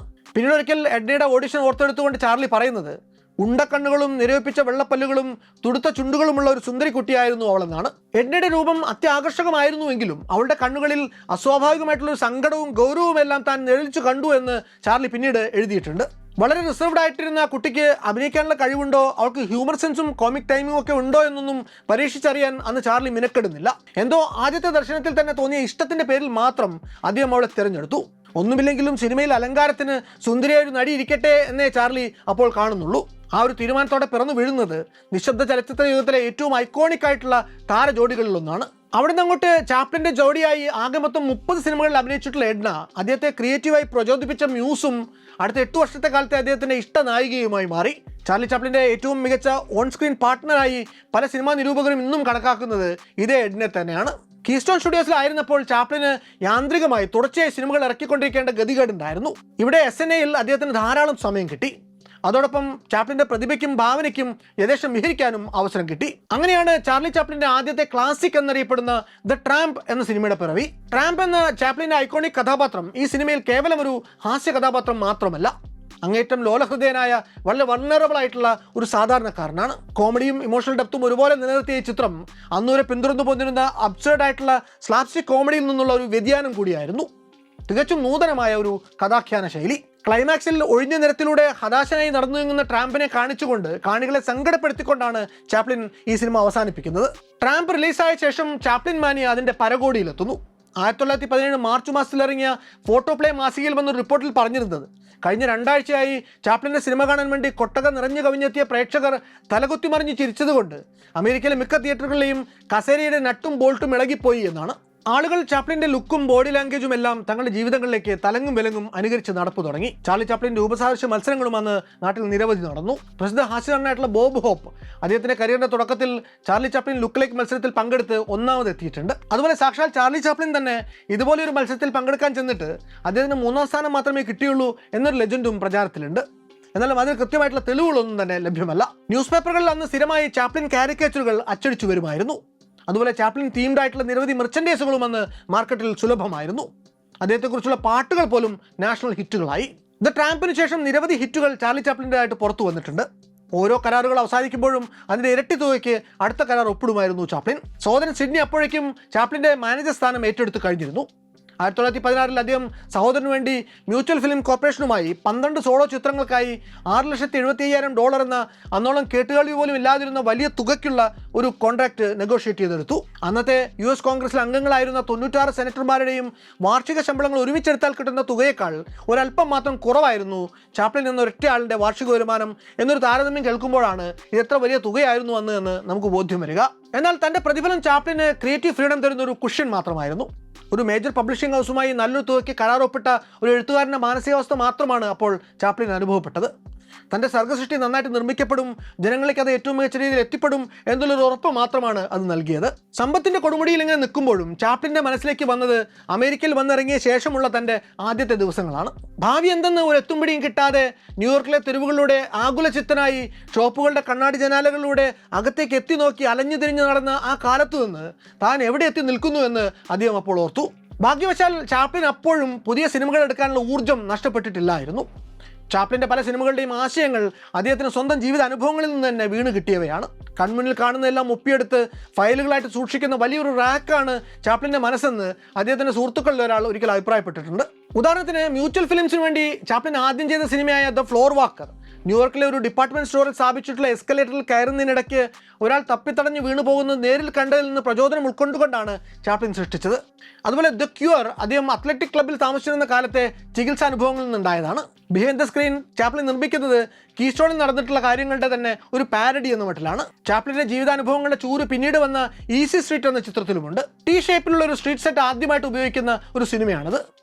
ഈസി സ്ട്രീറ്റ് എന്ന പേര് പോലും അദ്ദേഹം ജനിച്ചു വളർന്ന ലണ്ടനിലെ ഈസ്റ്റ് സ്ട്രീറ്റിനുള്ള ഒരു ട്രിബ്യൂട്ടാണ്. കുറ്റകൃത്യങ്ങൾ അരങ്ങുതീർക്കുന്ന ഒരു ബ്ലോക്കിൽ പട്രോളിംഗ് ഓഫീസറായിട്ടാണ് ഇതിൽ ട്രാമ്പ് വരുന്നത്. ഈ സിനിമയിൽ ദാരിദ്ര്യം, വിശപ്പ്, അഡിക്ഷൻ, ക്രൂരത ഇങ്ങനെ ചാപ്ലിൻ്റെ ജീവിതത്തിൽ നിത്യസാന്നിധ്യങ്ങളായിരുന്ന ഘടകങ്ങളെല്ലാം തന്നെ കടന്നു വരുന്നുണ്ട്. സാമൂഹിക യാഥാർത്ഥ്യങ്ങളെ വിമർശിക്കാൻ വേണ്ടി ചാപ്ലിൻ നർമ്മത്തെ ആയുധമാക്കിയ ആദ്യത്തെ സിനിമയാണ് ഈസി സ്ട്രീറ്റ് എന്ന് വേണമെങ്കിൽ പറയാം. ഈ സിനിമയിലെ ചാപ്ലിൻ്റെ കഥാപാത്രം ചാപ്ലിന് തൻ്റെ ചൈൽഡ്ഹുഡ് ട്രോമ പ്രോസസ്സ് ചെയ്യാനുള്ള ഉപാധിയായിട്ട് മാറി എന്നൊരു നിരീക്ഷണം സിഗ്മണ്ട് ഫ്രോയിഡ് പിന്നീട് 1931 നടത്തിയിട്ടുണ്ട്. അമേരിക്കയിലേക്ക് കുടിയേറി പാർക്കുന്ന പാവങ്ങളുടെ കെടുതികൾ പ്രമേയമാക്കിയായിരുന്നു ചാപ്ലിൻ്റെ അടുത്ത ചിത്രം. പേര് ദ ഇമിഗ്രന്റ്. ഹോളിവുഡിൽ ഒരു വമ്പൻ സ്റ്റാർ ആയിരുന്നിട്ടും അമേരിക്കൻ മണ്ണിൽ താനൊരു ഇമിഗ്രന്റ് മാത്രമാണ് എന്ന് ചാപ്ലിൻ എപ്പോഴും തോന്നിയിരുന്നു. അതുപോലെ ചാർലി ചാപ്ലിൻ്റെ റോളർ സ്കേറ്റിംഗ് സ്കില്ലുകൾ പരമാവധി പ്രദർശിപ്പിക്കപ്പെട്ട ഒരു സിനിമയാണ് ദ റിംഗ്. കഥാപാത്രത്തിൻ്റെ പൂർണ്ണതയ്ക്ക് വേണ്ടി എന്തും ചെയ്യുന്ന വല്ലാത്തൊരു വർക്കഹോളിക് പെർഫെക്ഷനിസ്റ്റ് ആയിരുന്നു ചാർലി ചാപ്ലിൻ. ഉദാഹരണത്തിന് ദ പോൺ ഷോപ്പ് എന്ന ചാപ്ലിൻ ചിത്രത്തിൻ്റെ ഷൂട്ടിങ്ങിനിടയിൽ ആ സിനിമയിലെ രംഗങ്ങൾക്ക് വേണ്ടി പ്രൊഡക്ഷൻ ടീം നൽകിയ എല്ലാ മ്യൂസിക്കൽ ഇൻസ്ട്രുമെന്റ്സും വായിക്കാൻ പഠിക്കാൻ വേണ്ടി ചാപ്ലിൻ 2 ആഴ്ചയാണ് പ്രൊഡക്ഷൻ സ്റ്റോൾ ചെയ്തത്. ഈ സിനിമയുടെ ഷൂട്ടിംഗ് പൂർത്തിയായ ശേഷം അദ്ദേഹം അണിയറ പ്രവർത്തകർക്ക് മുന്നിൽ ഈ ഓരോ ഇൻസ്ട്രുമെന്റിലും ഓരോ ട്യൂൺ വീതം വായിച്ച് ഒരു കൺസേർട്ട് തന്നെ നടത്തുന്നുണ്ട്. ഷൂട്ടിംഗ് നടക്കുമ്പോൾ ഫൈനൽ ടേക്ക് ചാപ്ലിൻ ഓക്കെ പറയണമെങ്കിൽ അത് അദ്ദേഹത്തിന് അത്രയ്ക്ക് ബോധിച്ചിരിക്കണം. അതുവരെ എത്ര ടേക്ക് വേണമെങ്കിലും ഇത് നീണ്ടുപോയി എന്നിരിക്കാം. ഇങ്ങനെ വീണ്ടും വീണ്ടും റീടേക്ക് എടുത്ത് എമിഗ്രന്റ് എന്ന ചിത്രത്തിന് വേണ്ടി ചാപ്ലിൻ ആകെ ഷൂട്ട് ചെയ്യുന്നത് അന്ന് 27,430 മീറ്റർ ഫിലിമാണ്. അതായത് ഏതാണ്ട് 90 റീൽ ഫിലിം എന്ന് വെച്ചാൽ 25 മണിക്കൂറോളം റോ ഫുട്ടേജ്. ചെറിയൊരു കമ്പാരിസൺ പറഞ്ഞാൽ അന്നത്തെ കാലത്ത് 10 മിനിറ്റ് നീണ്ടു നിൽക്കുന്ന ഒരു സിനിമ പിടിക്കണമെങ്കിൽ ആകെ ചിലവാകുക 3 മുതൽ 4 റീൽ ഫിലിം മാത്രമാണ്. ഈ പെർഫെക്ഷന് വേണ്ടിയുള്ള വാശി അദ്ദേഹത്തെ പല സിനിമകളുടെയും ഷൂട്ടിങ്ങിനിടയ്ക്ക് ഇൻസോംനിയ ബാധിതനാക്കുന്നുണ്ട്. ഒരു സിനിമയുടെ സ്ക്രിപ്റ്റ് എഴുതി അതിൽ അഭിനയിച്ച് ആ സിനിമ സംവിധാനം ചെയ്തുകൊണ്ട് തുടർച്ചയായ ദിവസങ്ങൾ കഴിച്ചു കൂട്ടുന്നത് ചാപ്ലിനെ അദ്ദേഹത്തിൻ്റെ നെർവസ് എനർജി കണക്കില്ലാതെ ചെലവിടാൻ നിർബന്ധിതനാക്കുന്നു. അതുകൊണ്ട് തന്നെ ഒരു സിനിമയുടെ ഷൂട്ട് പൂർത്തിയാവുന്നതിൻ്റെ അടുത്ത ദിവസം കിടക്കയിൽ നിന്ന് എഴുന്നേൽക്കാൻ പോലും ആവാത്ത വിധത്തിൽ ചാപ്ലിൻ തളർന്ന് വീണു പോകുമായിരുന്നു അന്നൊക്കെ. പുതിയ സിനിമകൾക്കുള്ള ആശയങ്ങൾ ചർച്ച ചെയ്യാൻ വേണ്ടി ചാപ്ലിൻ തൻ്റെ സ്റ്റുഡിയോയിൽ നിരവധി പ്രതിഭാധനരായിട്ടുള്ള എഴുത്തുകാരെ നിയമിച്ചിട്ടുണ്ടായിരുന്നു. അവരെ കൊണ്ട് സ്ക്രിപ്റ്റ് എഴുതിക്കാൻ വേണ്ടിയൊന്നും ആയിരുന്നില്ല, തൻ്റെ ക്രിയേറ്റിവിറ്റിയെ ഉദ്ദീപിച്ചു നിർത്താൻ വേണ്ടി മാത്രമായിരുന്നു അന്ന് ചാപ്ലിൻ അങ്ങനെ ചെയ്തത്. താൻ സിനിമ എടുക്കുന്ന രീതി ആരോടും വെളിപ്പെടുത്താൻ അദ്ദേഹത്തിന് താല്പര്യമില്ലായിരുന്നു. ചാപ്ലിൻ്റെ റെഗുലർ ക്രൂവിൻ്റെ കൂട്ടത്തിൽ ഒരാളായിരുന്നു DOP റോളൻ ടോത്തറോ. ചാപ്ലിൻ്റെ ഏതാണ്ട് എല്ലാ പടവും ക്യാമറ ചെയ്തിട്ടുള്ളത് അദ്ദേഹം റാലി എന്ന് വിളിച്ചിരുന്ന ടോത്തറോ ആണ്. തികച്ചും സ്റ്റാറ്റിക് ആയിട്ടുള്ള അദ്ദേഹത്തിൻ്റെ സ്റ്റൈലിനെ പലരും വിമർശിച്ചിരുന്നുവെങ്കിലും ചാപ്ലിൻ്റെ ക്രിയേറ്റീവ് വിഷൻ എന്തുകൊണ്ട് ചേരുന്ന ഒന്നായിരുന്നു അത്. The camera must not intrude into the art of acting എന്നാണ് ചാപ്ലിൻ കരുതിയിരുന്നത്. ഒരിക്കലും നിരൂപകൻ your camera work is very interesting എന്നൊരു അഭിപ്രായം അദ്ദേഹത്തെ അറിയിച്ചപ്പോൾ it is not suppose to be I am the interesting one എന്നായിരുന്നു അദ്ദേഹത്തിൻ്റെ മറുപടി. ചാപ്ലിൻ സിനിമകളിലെ ഒട്ടുമിക്ക സീനുകളിലും ക്യാമറ സ്റ്റഡി ആയിരിക്കും. കാണികളുടെ ശ്രദ്ധ അഭിനേതാക്കളിൽ നിന്ന് ഒരിക്കലും വ്യതിചലിക്കുകയുമില്ല. ഷൂട്ടിംഗ് സമയത്ത് ചാപ്ലിൻ്റെ ശ്രദ്ധ മുഴുവൻ ഇനി എത്ര ടേക്ക് പോയാലും അഭിനേതാക്കളിൽ നിന്ന് പെർഫെക്റ്റ് ടൈമിങ്ങിൽ പെർഫോമൻസ് എക്സ്ട്രാക്ട് ചെയ്തെടുക്കുക എന്നതിൽ മാത്രമായിരുന്നു. ക്യാമറ ആംഗിളുകൾ തുടർച്ചയായിട്ട് മാറ്റുന്ന പതിവും ചാപ്ലിനില്ല. ക്ലോസപ്പ് ഷോട്ടുകളുടെ ഒരു ഫാനേ ആയിരുന്നില്ല അദ്ദേഹം. Life is a tragedy when seen in closeup but a comedy in long shot. The placement of the camera is a cinematic subtext എന്നായിരുന്നു അദ്ദേഹം തന്നെ ആത്മകഥയിൽ എഴുതിയിട്ടുള്ളത്. ഒരു സീനിൽ ഇമോഷണൽ ഫോക്കസ് കൊണ്ടുവരണമെങ്കിൽ ക്ലോസപ്പ് ഷോട്ട് കൊണ്ടുവരണമെന്ന് യാതൊരു നിർബന്ധവുമില്ല. A closeup is a matter of feeling. ചിലപ്പോഴെങ്കിലും ലോങ് ഷോട്ടുകൾക്ക് ക്ലോസപ്പുകളെക്കാൾ ഊന്നൽ കൊണ്ടുവരാനും ആയെന്നു വരുമെന്നും അദ്ദേഹം തൻ്റെ ആത്മകഥയിൽ കുറിക്കുന്നുണ്ട്. 1917 ചാപ്ലിൻ്റെ ജീവിതത്തിൽ നാഴികക്കല്ലായിട്ട് മാറിയ വർഷമാണ്. അക്കൊല്ലം അദ്ദേഹം ഫസ്റ്റ് നാഷണൽ എക്സിബിറ്റേഴ്സ് സർക്യൂട്ടുമായി $1 മില്യൺ ഒരു കോൺട്രാക്ട് ഒപ്പിടുന്നു. പതിവ് പോലെ സഹോദരൻ സിഡ്നിയാണ് ചാപ്ലിന് വേണ്ടി ഈ വൻ തുകയ്ക്കുള്ള കരാർ നെഗോഷിയേറ്റ് ചെയ്തെടുക്കുന്നത്. ഫസ്റ്റ് നാഷണലിന് സ്വന്തമായിട്ടുള്ള ഒരു സ്റ്റുഡിയോ അന്ന് ഇല്ലായിരുന്നു. അതുകൊണ്ട് ചാപ്ലിൻ കസ്റ്റമൈസ്ഡ് ആയിട്ടുള്ള ഒരു സ്റ്റുഡിയോ പുതുതായിട്ട് നിർമ്മിക്കാൻ തീരുമാനിച്ചു. സ്റ്റുഡിയോയുടെ നിർമ്മാണം തുടങ്ങുന്നതിന് മുമ്പ് അദ്ദേഹം കാമുകി എഡ്നയും ഒത്ത് ഹവായിലേക്ക് ഒരു വെക്കേഷന് പോയി. ഹൊണോലുലു അക്ഷരാർത്ഥത്തിൽ ഒരു പറുദീസ തന്നെ ആയിരുന്നുവെങ്കിലും അതിൻ്റെ ഒരു ക്ലോസ് നേച്ചർ ചാപ്ലിനെ അസ്വസ്ഥനാക്കി. എത്രയും പെട്ടെന്ന് തന്നെ അദ്ദേഹം തിരികെ നാട്ടിലേക്ക് മടങ്ങി വന്നു. ഈ വെക്കേഷൻ അവസാനിപ്പിച്ചതിനൊപ്പം തന്നെ എഡ്നയ്ക്കും ചാർലിക്കും ഇടയിലെ റൊമാൻസും അതിൻ്റെ അനിവാര്യമായിട്ടുള്ള അന്ത്യത്തിലേക്ക് എത്തി. ചാർലിക്ക് എഡ്നയോട് സത്യത്തിൽ അഗാധമായ പ്രണയമുണ്ടായിരുന്നു. എന്നെങ്കിലും ഒരിക്കൽ തമ്മിൽ വിവാഹിതരാകുമെന്നും അയാൾ ഉള്ളിൻ്റെ ഉള്ളിൽ കരുതിയിരുന്നു. എന്നാൽ അതേസമയം എഡ്നയെ പ്രതി അയാളുടെ മനസ്സിൽ സംശയങ്ങളും ഉടലെടുക്കുമായിരുന്നു ഇടയ്ക്കിടയ്ക്ക്. മറ്റു സ്ത്രീകളോട് തനിക്ക് ആകർഷണം തോന്നുന്നത് പോലെ തന്നെ മറ്റു പുരുഷന്മാരോട് എഡ്നയും അടുക്കുന്നുണ്ടാകുമോ എന്നും പല പുരുഷന്മാരുമായി അവർ ബന്ധപ്പെടുന്നുണ്ടാകുമോ എന്നുമുള്ള സംശയം അയാളെ നിരന്തരം അലട്ടി. പൊസസീവ്നെസ്സിന്റെ കാര്യത്തിൽ എഡ്നയും ഒട്ടും പിന്നിലല്ലായിരുന്നു. ഇൻസെക്യൂരിറ്റി തോന്നുന്ന നിമിഷങ്ങളിൽ അവർ ബഹളം വെച്ച് കൂവി ഒടുവിൽ മോഹാലസ്യപ്പെട്ട് വീഴുമായിരുന്നു ഇടയ്ക്കൊക്കെ. ബോധം തിരികെ വരുമ്പോൾ അവർ ചാർലിയെയാണ് ആദ്യം തിരക്കുക. അങ്ങനെ ഒരു ജലസിയും പൊസസീവ്നെസ്സും എല്ലാം സ്വാഭാവികം മാത്രമായിരുന്നു. കാരണം അവർ പ്രണയത്തിലിരിക്കുന്ന കാലത്ത് ചാപ്ലിന്റെ പ്രസിദ്ധി ആകാശം മുട്ടിയിരുന്നു. ചാപ്ലിന് പെട്ടെന്നുണ്ടായ ജനപ്രീതി ഈയാമ്പാറ്റകളെ തീനാളത്തിലേക്ക് എന്ന പോലെ നിരവധി സുന്ദരികളായ പെൺകുട്ടികളെ അയാളിലേക്ക് വലിച്ചടിപ്പിച്ചിരുന്ന കാലമായിരുന്നു അത്. ചാർലി ഒരു കാസനോവയാണെന്ന അഭ്യൂഹവും അവരുടെ ഈ ഇൻസെക്യൂരിറ്റിക്ക് കാറ്റു പകർന്നു. ഒരിക്കലും ഇതുപോലെ ഒരു പാർട്ടിയിൽ വെച്ച് തലയിറങ്ങി വീഴുന്ന എഡ്ന ബോധം തിരികെ വീണപ്പോൾ വിളിപ്പിച്ചത് ചാർലി അല്ലായിരുന്നു, തോമസ് മേഗൻ എന്ന അന്നത്തെ ഒരു പ്രസിദ്ധ നടനെയായിരുന്നു. ഈ വിവരം ചാർലി അറിഞ്ഞതോടെ അയാളുടെ ഈഗോയ്ക്ക് മുറിവേറ്റു. അടുത്ത ദിവസം ചാർലി എഡ്നയെ നേരിൽ ചെന്ന് കണ്ടു. അന്നേ ദിവസം അവർ തമ്മിൽ പ്രശ്നം പറഞ്ഞ് സോൾവ് ആയി എങ്കിലും 3 ആഴ്ചയ്ക്ക് ശേഷം ചാർലി വീണ്ടും എഡ്നയെ ഇതേ തോമസ് മേഗനൊപ്പം കണ്ടതോടെ സാഹചര്യം കൈവിട്ടുപോയി. ആ നിമിഷം എഡ്ന അയാൾക്കൊരു അപരിചിതയായി മാറി. അവളെ അയാൾ അന്ന് ആദ്യം കാണുന്നത് പോലെ അയാൾക്ക് തോന്നി. പ്രണയം അവിടെ അസ്തമിച്ചുവെങ്കിലും ചാർലി പിന്നെയും എഡ്നയോടൊത്ത് പൊതുവേദികളിൽ പ്രത്യക്ഷപ്പെടുമായിരുന്നു. പിന്നെയും വർഷങ്ങളോളം അവർ നായികനായകന്മാരായി സിനിമകൾ വന്നുകൊണ്ടുവരുന്നു. 3 മാസം കൊണ്ട് വളരെ വേഗത്തിലാണ് ചാർലിയുടെ സ്റ്റുഡിയോയുടെ നിർമ്മാണം പൂർത്തിയാക്കപ്പെട്ടത്. ഓഫീസുകൾ, ചേഞ്ചിങ് റൂമുകൾ, വർക്ക് സ്പേസുകൾ എന്നിങ്ങനെ എല്ലാം ഉണ്ടായിരുന്ന ആ സ്റ്റുഡിയോ പുറത്തുനിന്ന് നോക്കുമ്പോൾ ഇംഗ്ലീഷ് കോട്ടേജുകൾ പോലെ തോന്നുന്ന വിധത്തിലാണ് ഡിസൈൻ ചെയ്യപ്പെട്ടത്. ഈ പുതിയ സ്റ്റുഡിയോയിലായി പിന്നീടുള്ള ചാപ്ലിൻ സിനിമകളുടെ ഷൂട്ടുകൾ. അതിനിടെയാണ് ലോകം ഒന്നാം ലോക മഹായുദ്ധത്തിന്റെ കെടുതികളിലേക്ക് വഴുതി വീഴുന്നത്. ദേശഭക്തിയും രാജ്യസേവനവും എല്ലാം വളരെ ഇൻഫ്ലേമബിൾ ആയിട്ടുള്ള വികാരങ്ങളായി മാറിയ കാലം. ബ്രിട്ടീഷ് പൗരനായിരുന്നിട്ടും റോയൽ ആർമിയിൽ എൻലിസ്റ്റ് ചെയ്ത് രാജ്യത്തിനു വേണ്ടി പോരാടാൻ ഇറങ്ങാത്തതിന്റെ പേരിൽ ചാർലി ചാപ്ലിനെ അന്ന് പലരും വിമർശിച്ചു. ചാപ്ലിൻ അമേരിക്കയിൽ നിന്ന് ബ്രിട്ടനിലേക്ക് മടങ്ങിയെത്തണമെന്ന് ബ്രിട്ടീഷ് പ്രസ് ആഹ്വാനം ചെയ്തപ്പോൾ താനൊരു കൊമേഡിയനാണെന്നും വാട്ടൈം മൊറയിൽ നിലനിർത്തുന്നതിന് തന്റെ സേവനവും ഒരു കോൺട്രിബ്യൂഷൻ തന്നെയാണെന്നും ചാപ്ലിൻ മറുപടി നൽകി. തനിക്ക് യുദ്ധത്തിൽ സേവനമനുഷ്ഠിക്കാനും മടിയൊന്നുമില്ല എന്നും രാജ്യം അത് ആവശ്യപ്പെടുന്ന പക്ഷം താൻ അതിനും തയ്യാറാണ് എന്നും ചാപ്ലിൻ അന്ന് പറഞ്ഞു. 1918 ചാപ്ലിൻ യുദ്ധവുമായി ബന്ധപ്പെട്ട ഫണ്ട് റൈസർ ഇവന്റുകളിൽ വളരെ ആക്റ്റീവായി പങ്കെടുത്തു. ജനങ്ങളോട് അവരവർക്ക് പറ്റുന്നതുപോലെ വാർ ബോണ്ടുകൾ വാങ്ങാനും അദ്ദേഹം ആഹ്വാനം ചെയ്തു. വമ്പൻ റാലികളിലും സമ്മേളനങ്ങളിലും തുടർച്ചയായി പങ്കെടുത്തുകൊണ്ട് ഇതിനുവേണ്ടി പ്രചാരണം നടത്തുന്നതിനൊപ്പം ദ ബോണ്ട് എന്ന പേരിൽ ഒരു ഷോർട്ട് ഫിലിം കൂടി അദ്ദേഹം ചെയ്തു. ഇതെല്ലാം അന്ന് വാർ ബോണ്ടുകളിൽ വൻതോതിൽ ജനം പണം നിക്ഷേപിക്കുന്നതിന് കാരണമായി. മറ്റൊരു തരത്തിൽ കൂടി ചാപ്ലിൻ ഈ യുദ്ധത്തെ സ്വാധീനിക്കുന്നുണ്ട്. മിലിറ്ററി ആശുപത്രികളിൽ യുദ്ധത്തിൽ പരിക്കുപറ്റി ശയ്യാവലംബികളായിട്ട് കിടക്കുന്ന പട്ടാളക്കാർക്ക് കാണാൻ വേണ്ടി അന്ന് ചാപ്ലിന്റെ സിനിമകൾ സീലിംഗിലേക്ക് പ്രൊജക്റ്റ് ചെയ്യുമായിരുന്നു. ഈ സിനിമകൾ പട്ടാളക്കാരുടെ വിഷാദത്തിന് ഒരു പരിധിവരെ അയവുണ്ടാക്കി.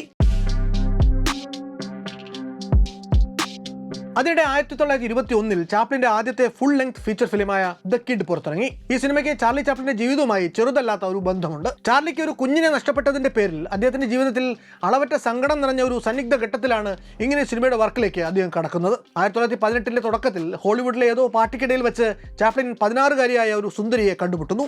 പേര് മിൽഡ്രഡ് ഹാരിസ്. ചാപ്ലിൻ അപ്പോഴേക്കും വയസ്സ് 29 തികഞ്ഞിരുന്നുവെങ്കിലും അയാൾക്ക് ചെറുപ്പം പെൺകുട്ടികളെയായിരുന്നു പ്രിയം. അവർ കലപ്പില്ലാത്തവരും നിഷ്കളങ്കരുമാണ് എന്ന് ചാപ്ലിൻ കരുതി. അദ്ദേഹത്തിന് മിൽഡ്രഡിനെ വല്ലാതെ ബോധിച്ചു. അവളെ അദ്ദേഹം ഒരു ദിവസം ലഞ്ചിന് ക്ഷണിച്ചു.